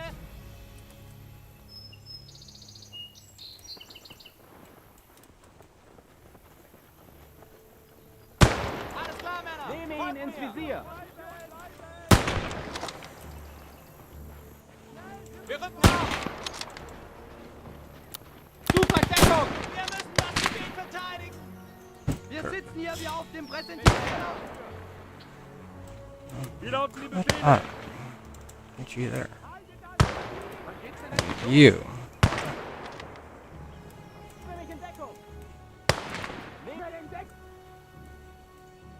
Bereit!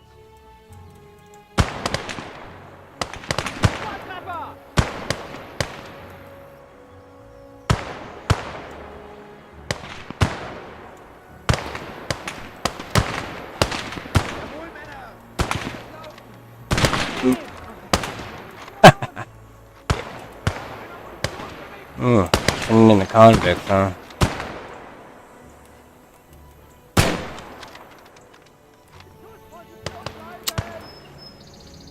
Almost lost some more guys. I'm not paying attention. You over here.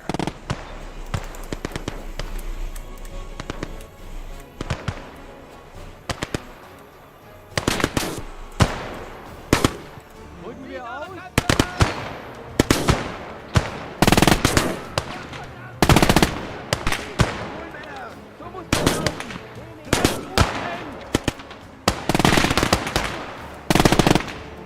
But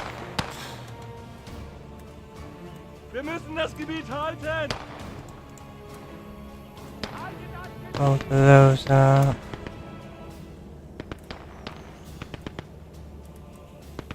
Ja, wohin mit dem Ding? Befehle? See, chance. Braucht jemand einen Sanitär?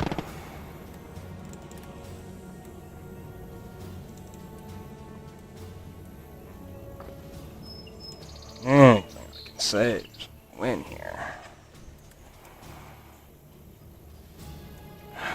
Braucht jemand ein Pflaster? Sanitäter hier! Damn. Maybe I did use this one in position, yeah. Ja, ja.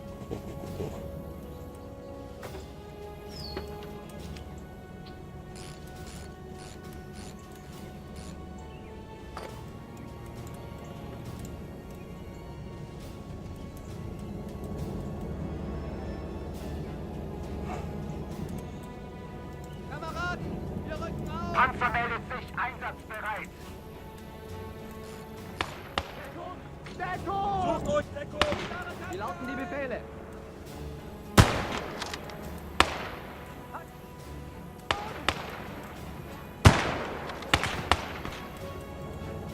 Panzer einsatzbereit.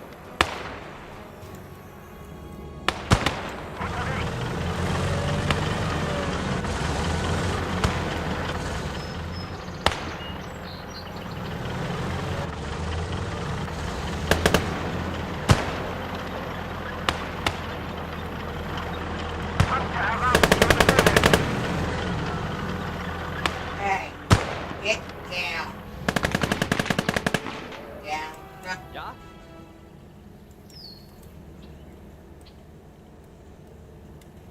Können wir mit den Teilen?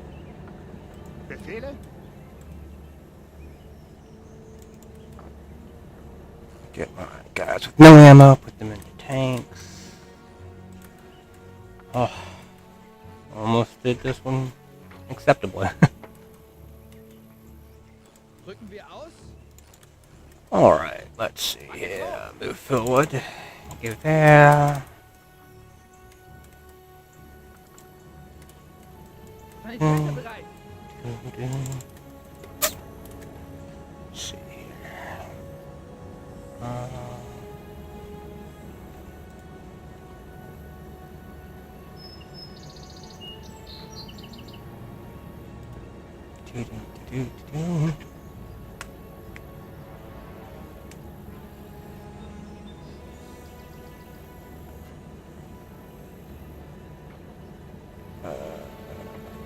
Yes.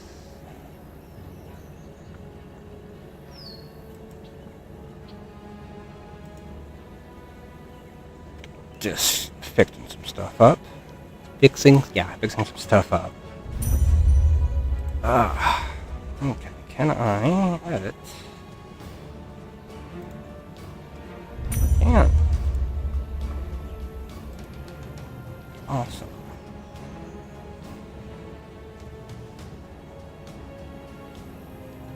Führer, was machen wir denn jetzt los?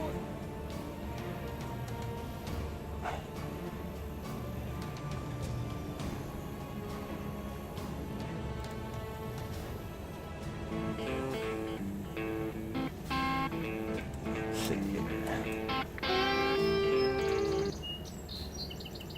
If I can get this set up.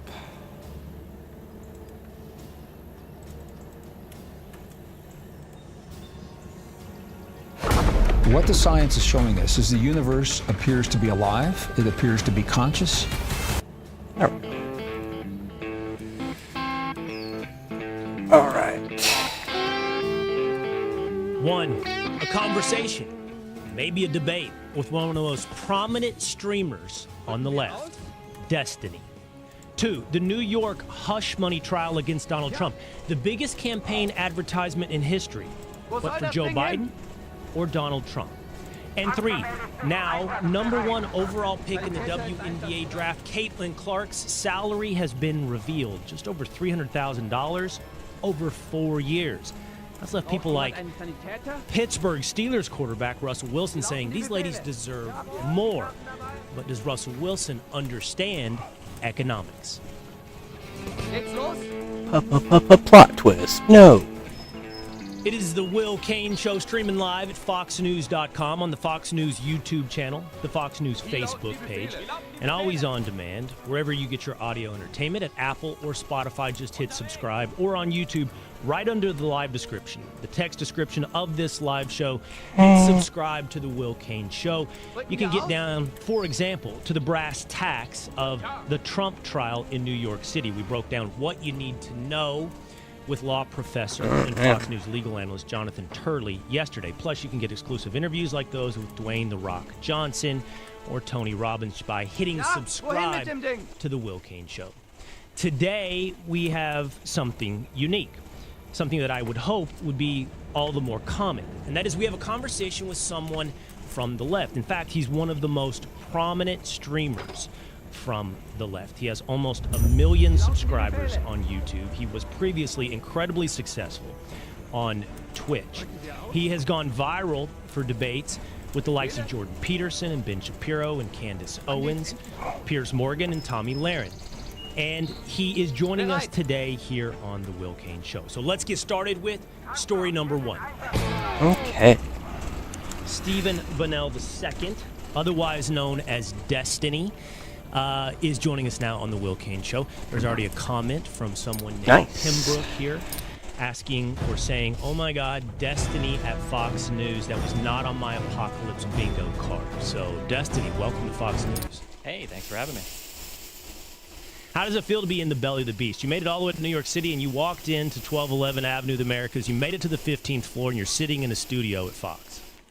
Feels amazing, you know? Just waiting to work my way up to... Never mind. I'm excited to be here. It's fun to be here, yeah. Yeah. Work your way up to what? To Hannity?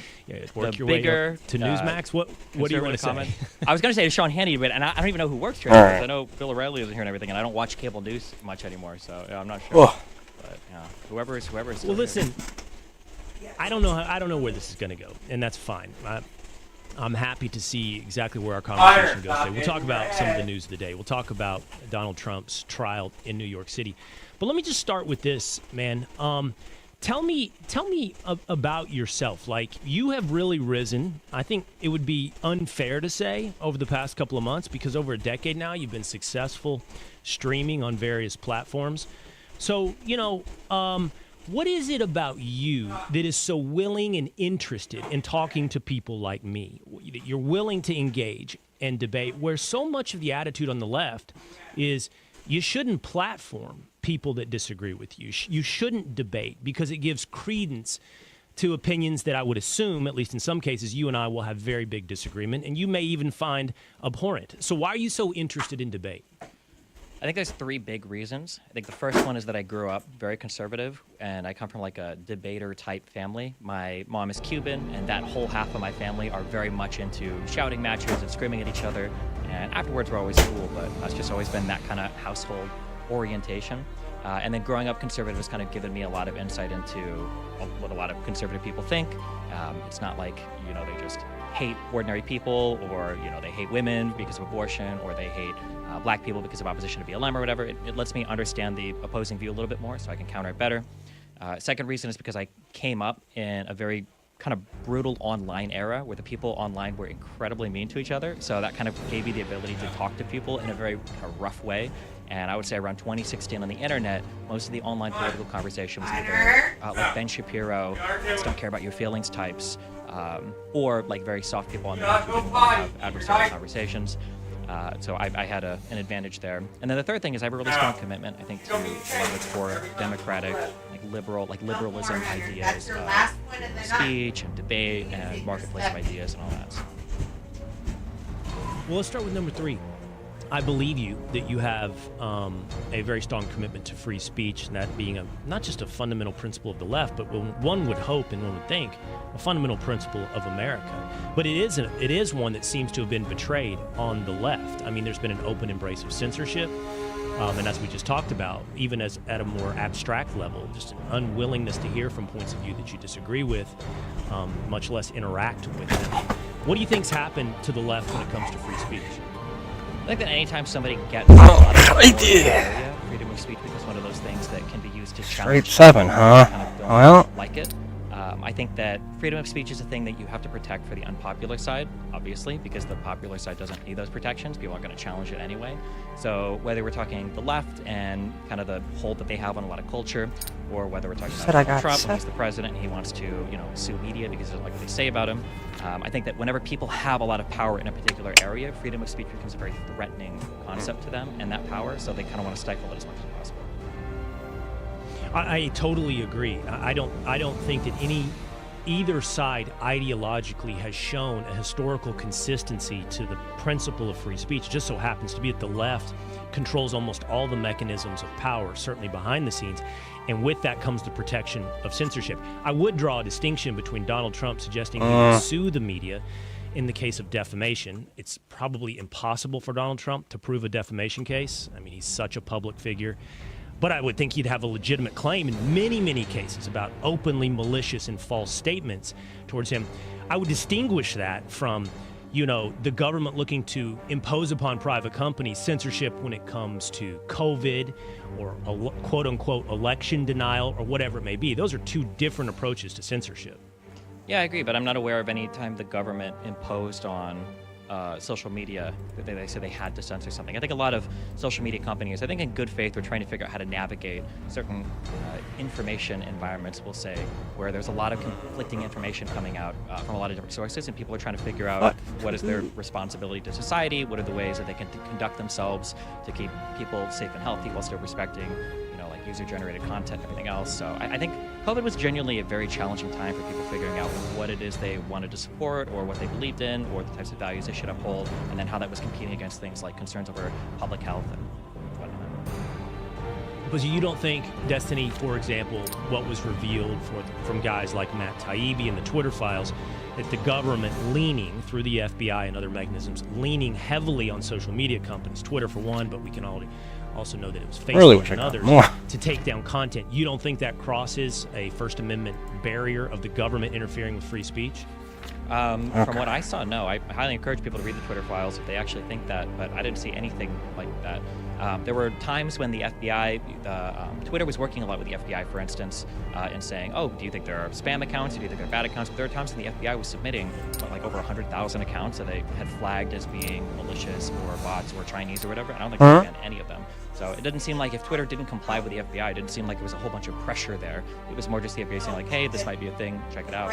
And when it came to, like for instance, that I think it was the New York Post, right, that had that story about Hunter Biden. Okay, cool. We got all the leaks from Twitter, from the emails where they were debating internally, how do we handle the story? What should we do with it? And none of that was like, we need to do this because the FBI is coming after us. It seemed like genuinely a lot of employees that were really trying to figure out what the right thing to do was. Yeah, but that's the soft power of government. If a cop comes to your house and says, hey, you really should start behaving in XYZ manner, it doesn't really matter what the law says. The implication is the power of the cops will modify your behavior. And while the FBI wasn't perhaps saying directly take this down, their suggestion came with an implication of power behind the scenes. As Congress, for example, or the DOJ, as part of Congress, looked at different ways to begin to regulate social media. Facebook runs in fear of regulation from the government. I mean, like, there's soft power everywhere. You can have a discussion about that, but if that's the case, I mean, what harder soft power than the president implying that the media is the enemy of the people and he should be able to open defamation suits if they're publishing stuff about him that he finds defamatory? I mean, we're going to talk about soft power. Considering the FBI never took any legal action or anything or official action against any of the social media companies for not banning suggested accounts, I would argue that the soft power of the president of the United States declaring the media an enemy of the people and then threatening to open up defamation lawsuits against them or threatening to suspend the Constitution to search for voter fraud and stuff like that, I think those are far more scary breaches of norms and utilization of soft power to have like a chilling effect on public discourse. You yourself, weren't you banned from Twitch for having conversations? And I understand it's a private company. Now we're moving beyond governmental influence into just the cultural embrace of the idea of free speech. Which, by the way, is a huge part of America. It's not just that it's guaranteed by the government, but that we as a culture have generally understood the marketplace of ideas as what's healthy for a society. You yourself were censored, I think, kicked off of Twitch. Yeah. I mean, I disagree, obviously, but they're a private company. They have the right to do it, yeah. But you think it's a problem? I mean, I saw conflicting reports on why you were kicked off. Was it because you hosted Nick Fuentes? Because you said something about trans athletes? I think it had to do why you were kicked off. It was a lot of debates with trans people at the time. There are multiple ways in which you can talk about freedom of speech, and I'm glad at least you pointed out there's a difference between like the First Amendment, restricting the government from creating laws, abridging your right to freedom of speech. But there's also private companies and how they approach freedom of speech too. I think that private companies should be relatively open to a lot of different ideas, within whatever they feel is appropriate for the platform. I guess Twitch feels like the type of speech that I embody is not appropriate for the platform, so it could go in a way that doesn't include me. Obviously, I disagree with that. I disagree with that pretty heavily, but I mean, that's a what you gonna do? Sucks to suck. I hear you. Professional or cultural level, which is a whole different beast than the government level. I'm curious. I'm just going to follow my curiosity because I don't know anything about this. I said you are extremely successful on YouTube. You were extremely successful on Twitch. Was that a huge financial setback for you to be banned from Twitch? Yeah, it was pretty significant, yeah. But I've always kind of diversified my revenue streams because I know that depending on the topics you talk about, you can get into hot water. So I don't like to restrict what I'm saying or restrict the topics that I approach just because of who's paying me money. So I always make sure to kind of have my fingers and everything, or to have different revenue stream setups so that if I lose one, I'm not completely out of commission. And you're killing it, right? I assume you were as well killing it on Twitch. Yeah. I mean, I'm asking that out of curiosity because I don't know what the streamer economy seems to be something that is, probably for the 1%. You were and probably still are in the 1% of streamers. But I mean, we're talking about serious money, a serious business streaming. Yeah, I'd say 0.1%. Yeah. I do very, very well. I'm very successful. I'm very lucky. I'm very happy. I'm grateful for my fan base. I'm grateful that I grew up in a country that allowed me to have these conversations. A lot of hard work on his part. Arguably, only in the United States could all the opportunity that I've had exist here. So yeah, I'm super happy about how my life has turned out so far. So that's a good place to, so, you say you grew up on the right in a conservative house. I think one of the most fundamental debates right now that divides the left and right as we get beyond sort of the news of the day and the important but specific disagreements we have, I think that at least on the right, and I'll share with you this point of view, which you say you probably already know, one of the divides seems to come down to the very nature of the United States. You just spent some time praising the United States, but there is at least a big sentiment on the right that the left has fallen out of love with America. They just don't love whatever is essential about America that has made it a unique experiment on the world stage. I already see you kind of rolling your head back and forth. You disagree with that? You think the left still loves the idea of America? Absolutely not. I agree with you that there's a huge problem on the left with not having love for this country, with only looking at the negative aspects of it, and I think it's incredibly sad. I agree. But unfortunately, because there are different things I can look to the left for, and there are different things I can look to the right for. And be like, listen, we're all kind of crazy, but there are some things I could rely on some sides for. And the left obviously has no love for country, military, anything like that. But the right has a had respect for things like the rule of law, or had respect for, like the integrity or honor of our country, and some of our large businesses. I could rely on the neocons at least for that. And it feels like, unfortunately, that kind of populist undercurrent has swept away a lot of what I thought used to be kind of admirable from the right. For instance, I know these are going to be really prickly topics, but I personally, I'm on the left. I'm a huge proponent of capitalism. I'm a huge proponent of globalism. I think that the vaccines that the United States spearheaded is like the ultimate example of the union of government. It's Donald Trump and his Warp Speed program that pushed that. Kind of be on the same side then. Capitalism, it was U.S. business and innovation that manufactured stuff, or did the research and development. It was globalism. It was us working with BioNTech in Germany. It was manufacturing those nanoparticles, I think, might have been in Norway or Denmark. Like, all of this was a really cool thing, I think, that came together with all these forces. But because of how politicized everything is today, the right won't even take credit for when America does something well. And then obviously the left won't take credit for a lot of things the United States does well. I personally don't like Elon Musk or his politics a lot. I really don't like his politics. But man, the rocket stuff, it was really cool. SpaceX is really awesome. Watching the things come back to Earth is sick. And regardless of if you think Teslas are not the best car or not the best build quality or have Q&A problems or whatever, the Tesla car is probably pushed forward electronic vehicles by like 10 or 15 years. I believe only anybody would nice. Yeah, I don't like that the politicization of every single topic has made it so it seems like neither side right now is willing to acknowledge anything good about the country. Okay. Well, I saw a video of you saying that you fall into the trap of destruction a lot, and I can sympathize with that, meaning you can tear down someone else's argument. I can sympathize with that. I spent a lot of years testing on ESPN. I remember this commentator. He's a play-by-play guy. His name is Joe Tessitore. This is really distinct delivery voice. He said, "Kane, you are a counterpuncher." I'd go against Stephen A. Smith, and I'd hear his argument, and it would be very easy for me to humbly but accurately, it would be very easy for me to destroy Stephen A. Smith's argument.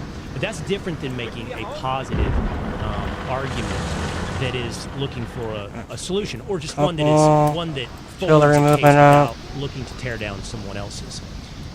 So I want to do this. You said a lot in that answer. You talked about the populist right. You talked about the vaccines.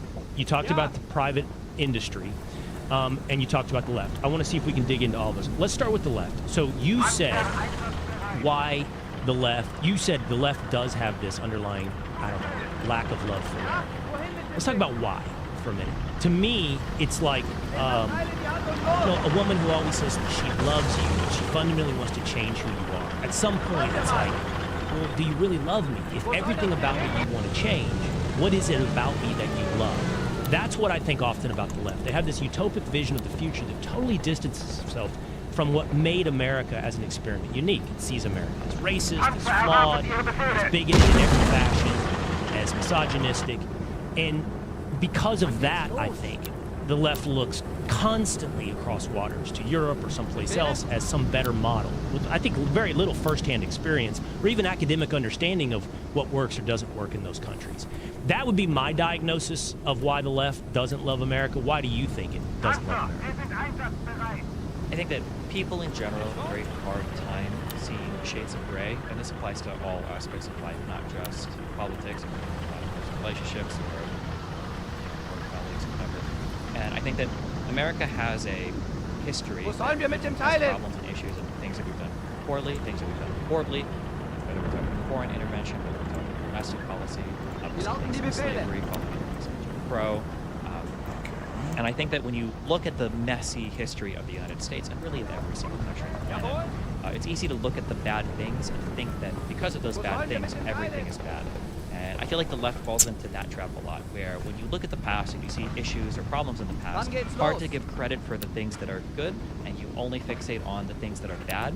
And then going forward, people do this weird mind trick where they start linking together too many what should be discrete ideas of like, oh, America's a good country, and they hear, oh, America did nothing wrong. Like that's what people hear when you say that. So I just think there's this, it's this fallacious tendency to link everything together, and you can't accept that like, oh, we have a really awesome country, and we've also made some big mistakes in the past, but we've moved on from them, which is like really cool, and we continue to grow and learn. What?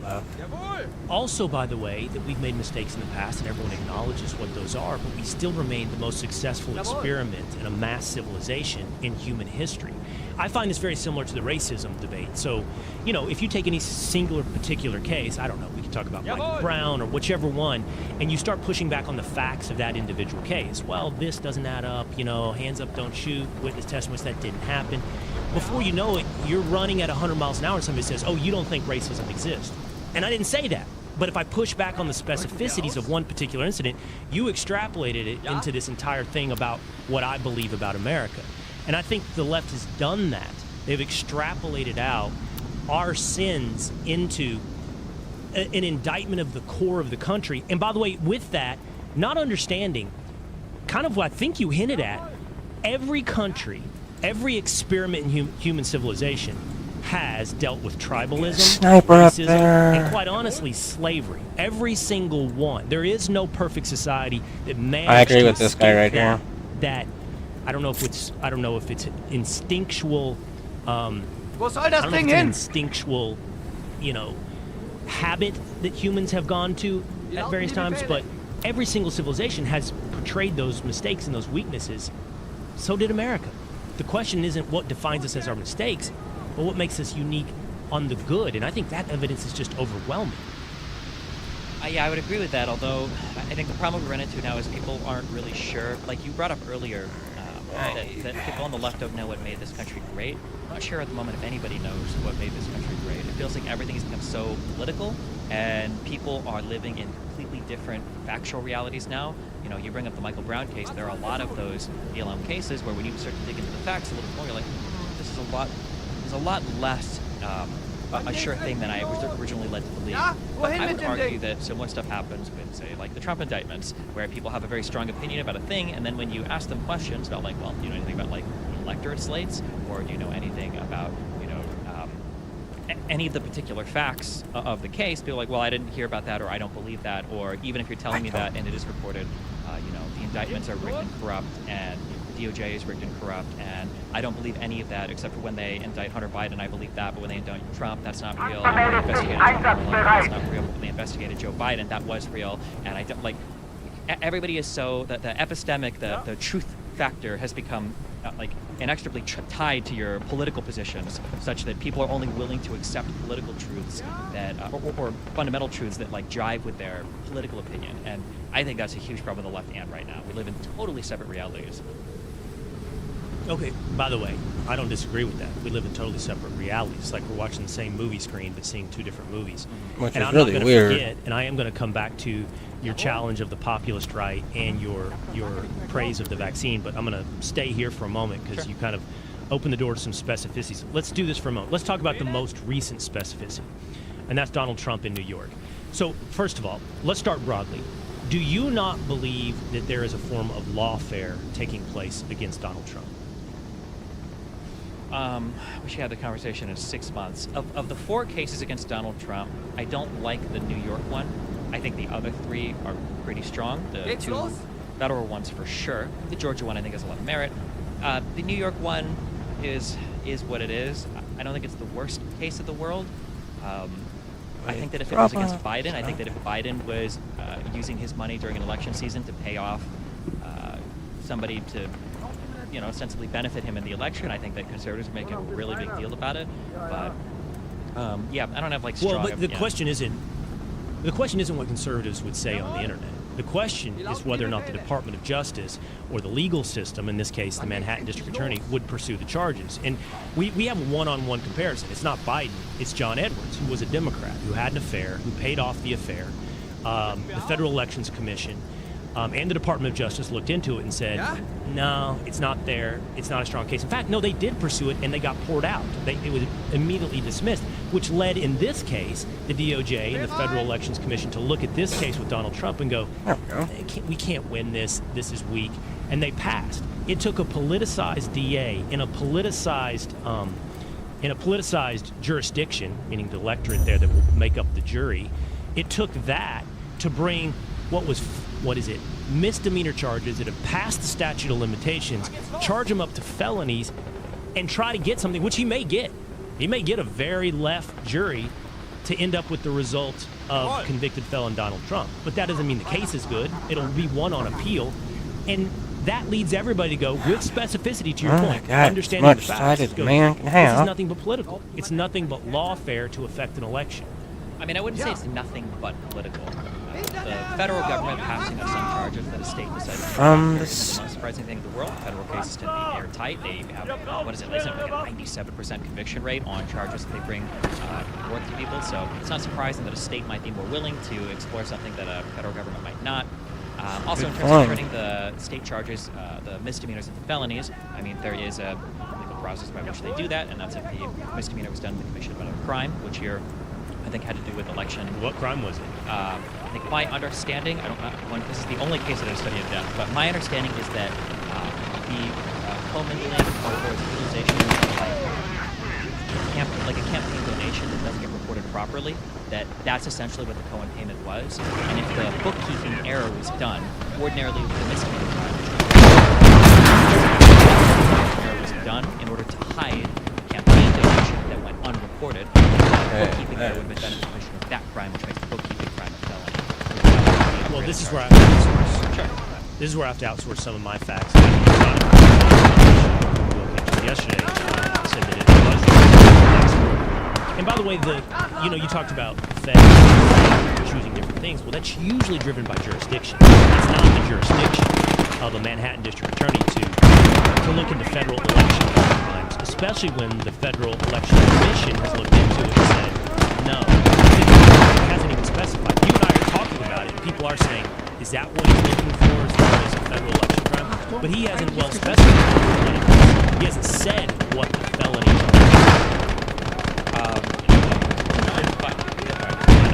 The only time that I didn't read, I hate to read one before. Like I said before, I don't like this case. Other federal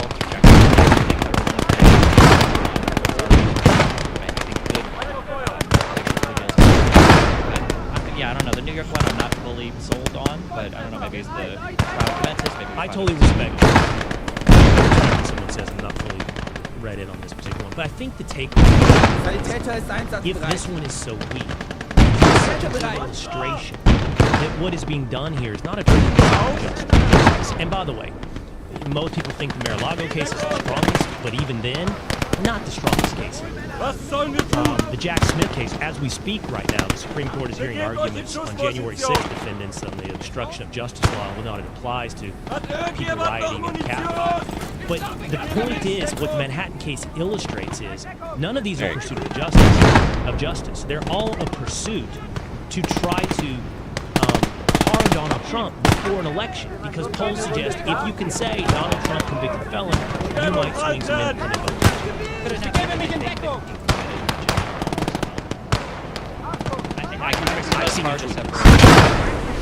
Well, no, I've seen you tweet this. You said, look, it could be that one guy... Yeah, it could be that they... requires us...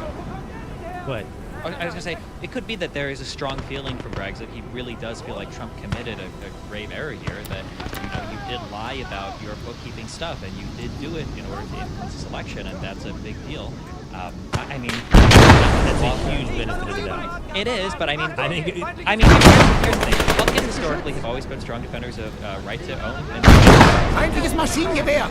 I enjoyed the Feindliches Second Entgegen! Amendment 2 days ago. I really like shooting guns. However, man, Hunter Biden catching, what was it? That was a conviction lying on a 4473 because there was a video of him doing drugs and shooting a gun at the same time. I don't know if there's ever been a federal charge like that in the history of all of going through 4473s in my entire life, but nobody seems to care about that because it's Hunter Biden, even though it's like a gun thing. So, I mean, I try to give people the benefit of the doubt unless they've shown me a lot of reason why I shouldn't give them the benefit of the doubt. And I will agree that in New York, Braggs has said things in the past where it's like, man, you really should shut up. You really shouldn't be saying, these types of politically charged statements about wanting to go after Trump or whatever publicly. Yeah, I'm not gonna die on the hill of defending that New York case, but I do try to give the benefit of the doubt where it's possible. And it could just be that he really does feel like something wrong is happening. And if he hasn't, and you know what, if it's BS, I hope that Trump wins in court. I hope he beats it.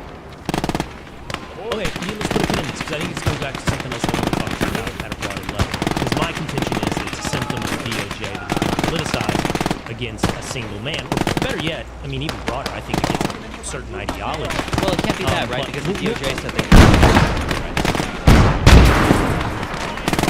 Yeah, fair point. The others, the Mar-a-Lago case, the Jack Smith case, DOJ, but you brought up Hunter Biden, those are DOJ cases.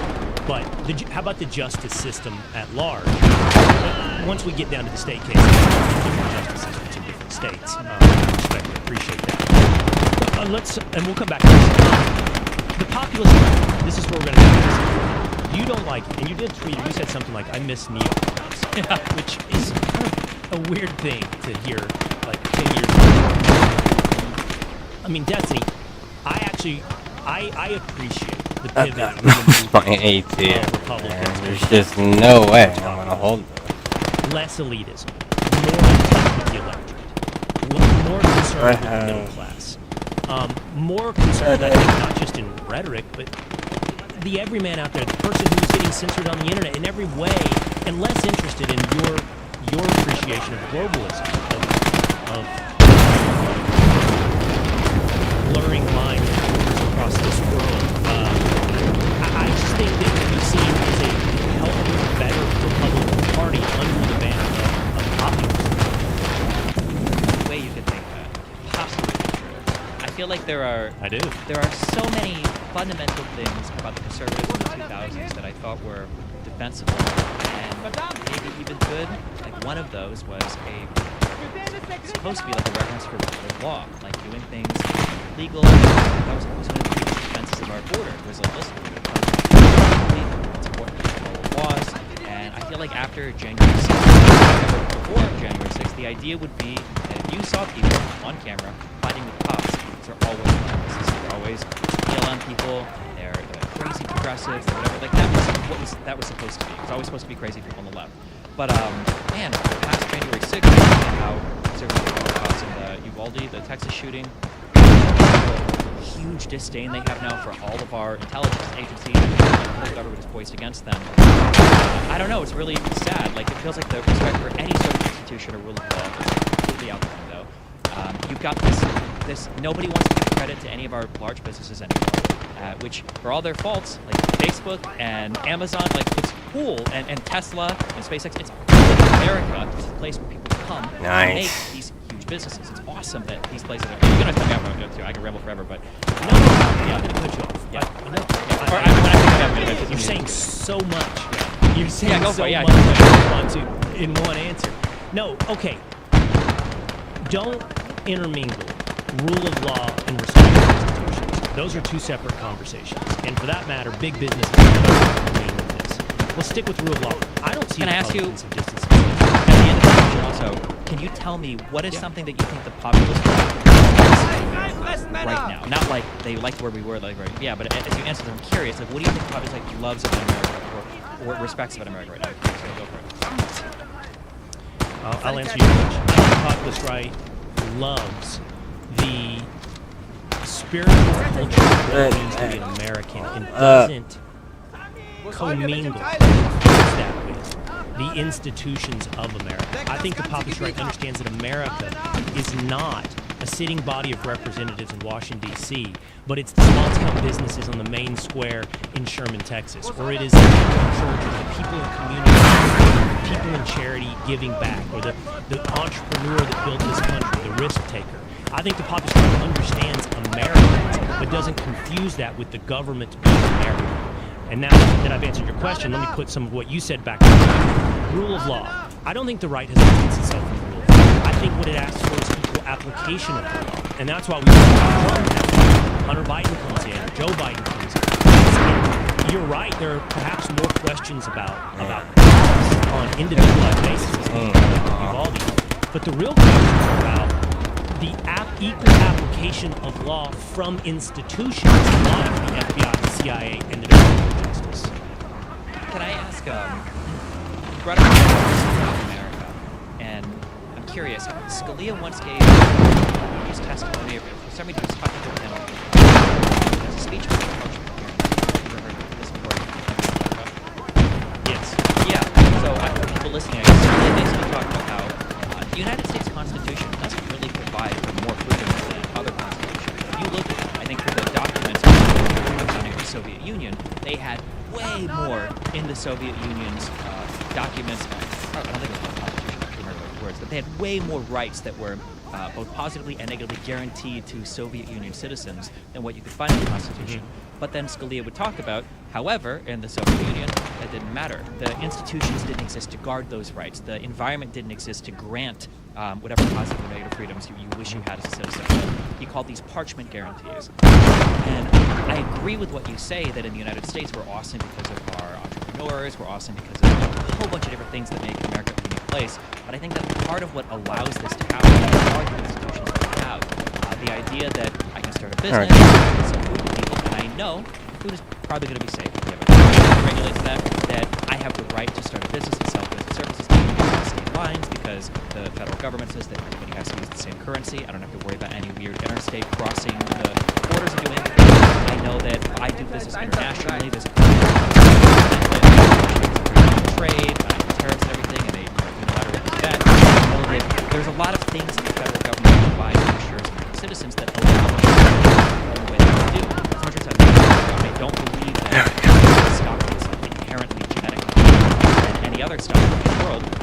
However, I think that the combination of all the people that come here to pursue what we have, combined with our institutions that safeguard and allow for that flourishing, I guess that can be a combination of things that have allowed Americans to flourish without our institutions. Okay, just to be clear, this is a great conversation. I'm going to address every point that you made. I didn't make the argument for an inherently superior genetic stock. Yeah, no, I'm sorry. When I brought that up, I wasn't meaning to imply. I just saying that, I think America is principally better than anyone else. I think it's a combination of both, of the people here and the. Well, but you understand the existence. You understand the existence and the unequal value of various cultures. So one culture can be superior to another. Yeah, of course. Yeah, absolutely. And so my argument is the American culture, and it's not a recent phenomenon. I think it is part of the whole identity of America, that it was founded by essentially that pioneer frontier spirit of risk takers and entrepreneurs, people that live in the West, is part of what still remains today. And how we individually view how you build a society, family structure, unit, and support is what is unique in part to American culture. Let's go back to Scalia. Yeah. I love that moment. I know what you're talking about. He's testifying before Congress, and first of all, and I think you do understand this as well, you acknowledge this because you use the terms positive and negatives. There's no comparison. Scalia may have been tongue-in-cheek saying these things. There's no way he ever thought that the Soviet Constitution or the South African Constitution, which is based on, which Ginsburg praised, which is based on positive rights, is superior to a negative rights constitution like the United States. I think the Meaning, Soviet, there were for negative, anyone, weren't there like negative rights guaranteed for and there were a whole bunch of other like things that we've gotten through Supreme Court decisions, I think.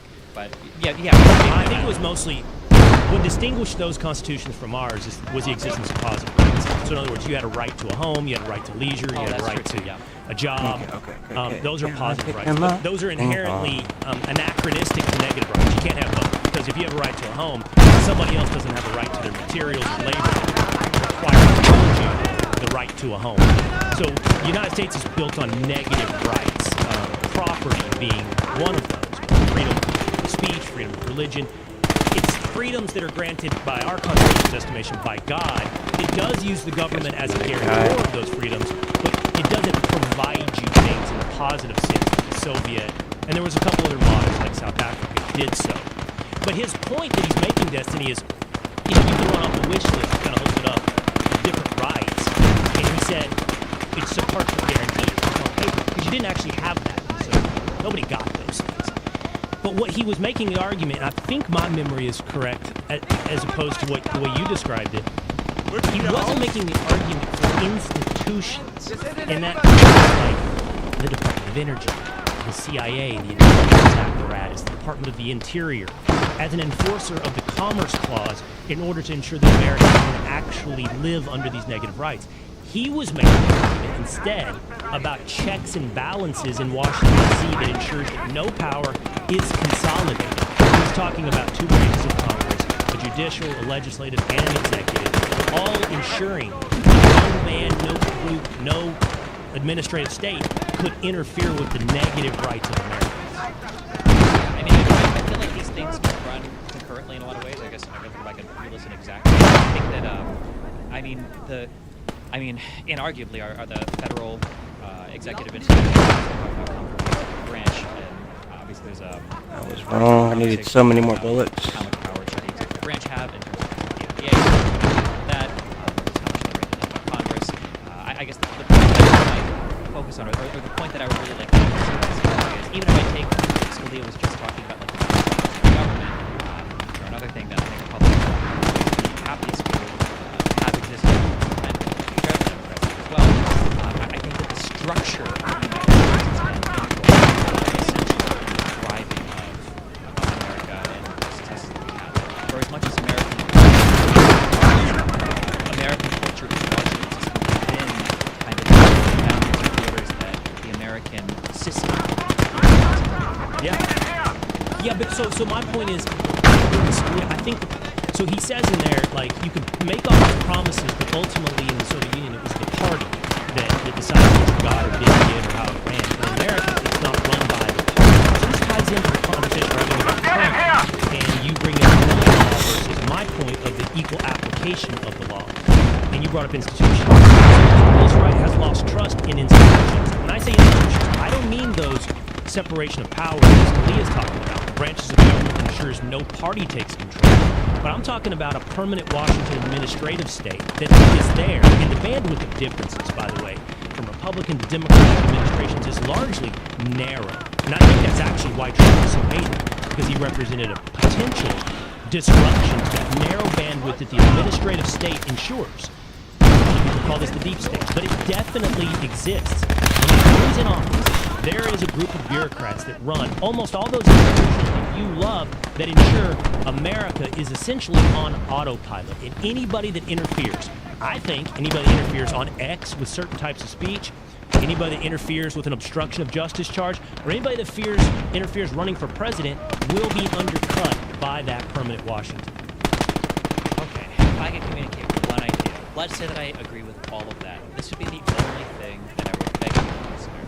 When it comes to ordinary members of government, when it comes to ordinary citizens, I genuinely believe, and I think you can talk to this, if you don't believe this, you're un-American, and I think that you have a pathology to test me that with, okay?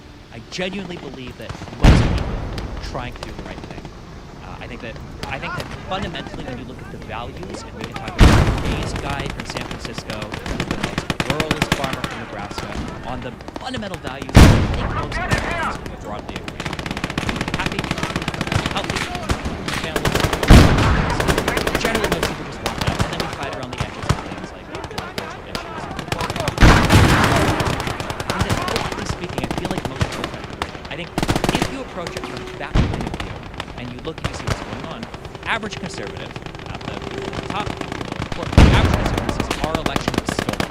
Okay, I don't think that that person is thinking that it wasn't stolen, but I was going to say this across mayhem, screw with everything. I think that they genuinely have questions of like, well, I saw videos where the talking. I heard that we weren't allowed to watch the ballot. I have genuine questions. How is it the fact that somebody can send out an envelope, get one back, and we know that that voter is actually the one that filled it out if the ballot and the envelope is separate? I think these are legitimately questions, and they deserve good answers.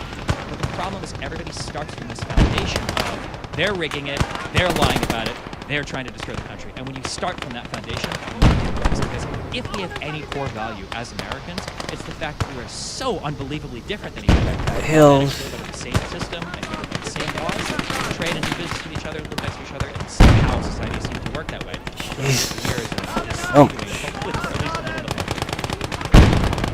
You said something super deep that I'm not prepared to answer. I mean, you basically started with the. So look, I believe in Americans. I truly do. You did introduce the Hobbesian versus Lockean view of man's essential nature. Is it good? And I don't know, to be honest. I don't know if man is essentially good or essentially flawed. But either way, that's where culture comes in. I mean, honestly, I think you're an atheist. I'm not sure. Maybe what it said on Wikipedia. But I think that's where religion comes in. That there are guardrails placed on humanity. In the best cases, the guardrails are placed willingly, voluntarily, to keep us within virtuous behavior. But I think this is going to be a good segue into that's the facts and position of institutions. I think that Americans, with that inherent goodness, that want something similar. Both my tanks. For the most part. I don't think most people are represented by the way on the internet. Whatever we see as guardrails. I don't think that reflects America. I think that people have lost trust in your institutions that you appreciate. Those institutions have distrust. So, for example, this is going to bring all these things together to some extent. You spent time early in our conversation praising the vax. Okay, now vaccine has its pros, it has its cons, it has its flaws, it has its benefits, like anything else. Okay, that's the truth. And there's a lot of really earned skepticism towards pharmaceutical companies throughout their history on other products that when you apply to this product and the liability protections they've received, you should probably approach things with a level of respect. You shouldn't come at this with like, rah, America did this really quick.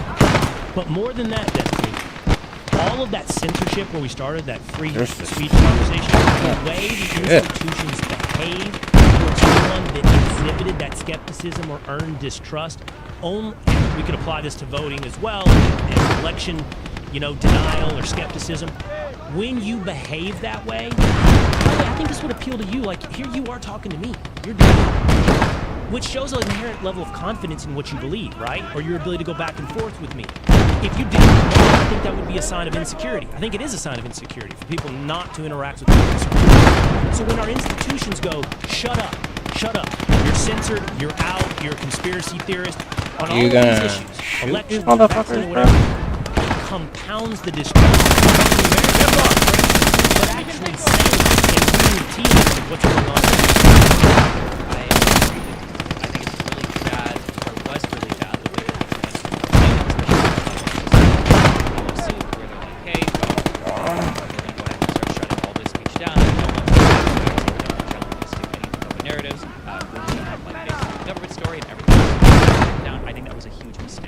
However, I can understand an ordinary person having trouble sorting through the statements, sorting through the seemingly contradictions of Fauci, NIH, and anything else.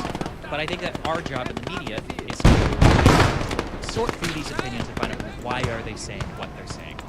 And then it goes back to what I said before. Are they doing this because they're evil and they're trying to mislead us? Or is it genuinely people who are trying to figure out, like, what's the correct thing to say or do to maximize, essentially, the outcomes of the country?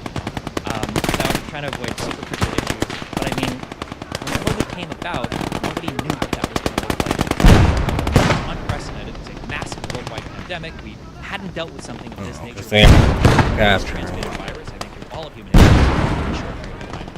And you look at, like, the island nation of Samoa today that I guess RFK made a trip there, speaking to people that were, I'll be nice to say, vaccine skeptic there. In the months after he left, there was like an outbreak of people died.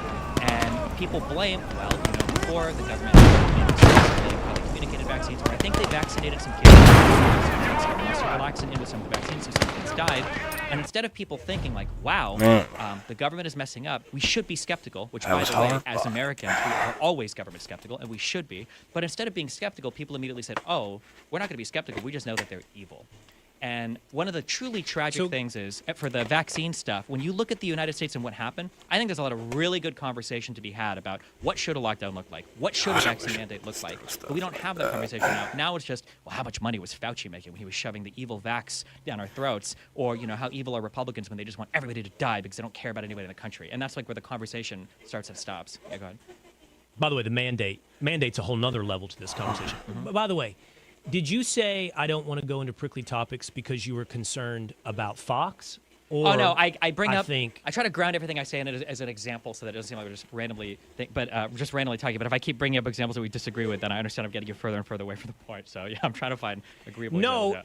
What I thought you were saying, and I think you would be accurate to do this, is you want to be careful of prickly topics because this conversation right here might get censored, which I think goes to illustrate my point. Even like broaching this topic as we stream on Facebook or YouTube, we run the risk of it being flagged in some way, which is exactly the kind of conversation that we should be having, which again, distrust breeds distrust. And I don't know. We only have a little bit more time together, I think, but I have some curiosities I want to pursue with you, okay? Wait, so you have in the past described yourself as a libertarian and other times a social democrat. What is your political philosophy? I would say I'm probably a social democrat, far left or center left, or if I'm arguing with people farther left than me, I'm a Nazi. I guess it just depends on who I'm talking to. But I'm a strong proponent of capitalism. I think markets are real. They need to be respected. I'm a big believer in the welfare state. I think that we need to do things to help people at the bottom, have opportunities to climb to the top. Any child that's smart enough to be educated well and go to a good college should never have a financial barrier. People shouldn't be homeless. That's insane to me in this country. But also there needs to be room for, private entrepreneurs, for people like Elon Musk, for people like Jeff Bezos to thrive and to succeed. So yeah, I'm a big believer in capitalism, but I think that we should use a lot of those wins that the American economy generates in order to help the people at the bottom so that they can continue to succeed and be educated and contribute as well. So I'm going to read you a comment that you posted on Twitter. You didn't make a rebuttal. You didn't make a rebuttal. It was actually somebody commenting about you, and you just said they all right. They You all have a great night. Anime villain.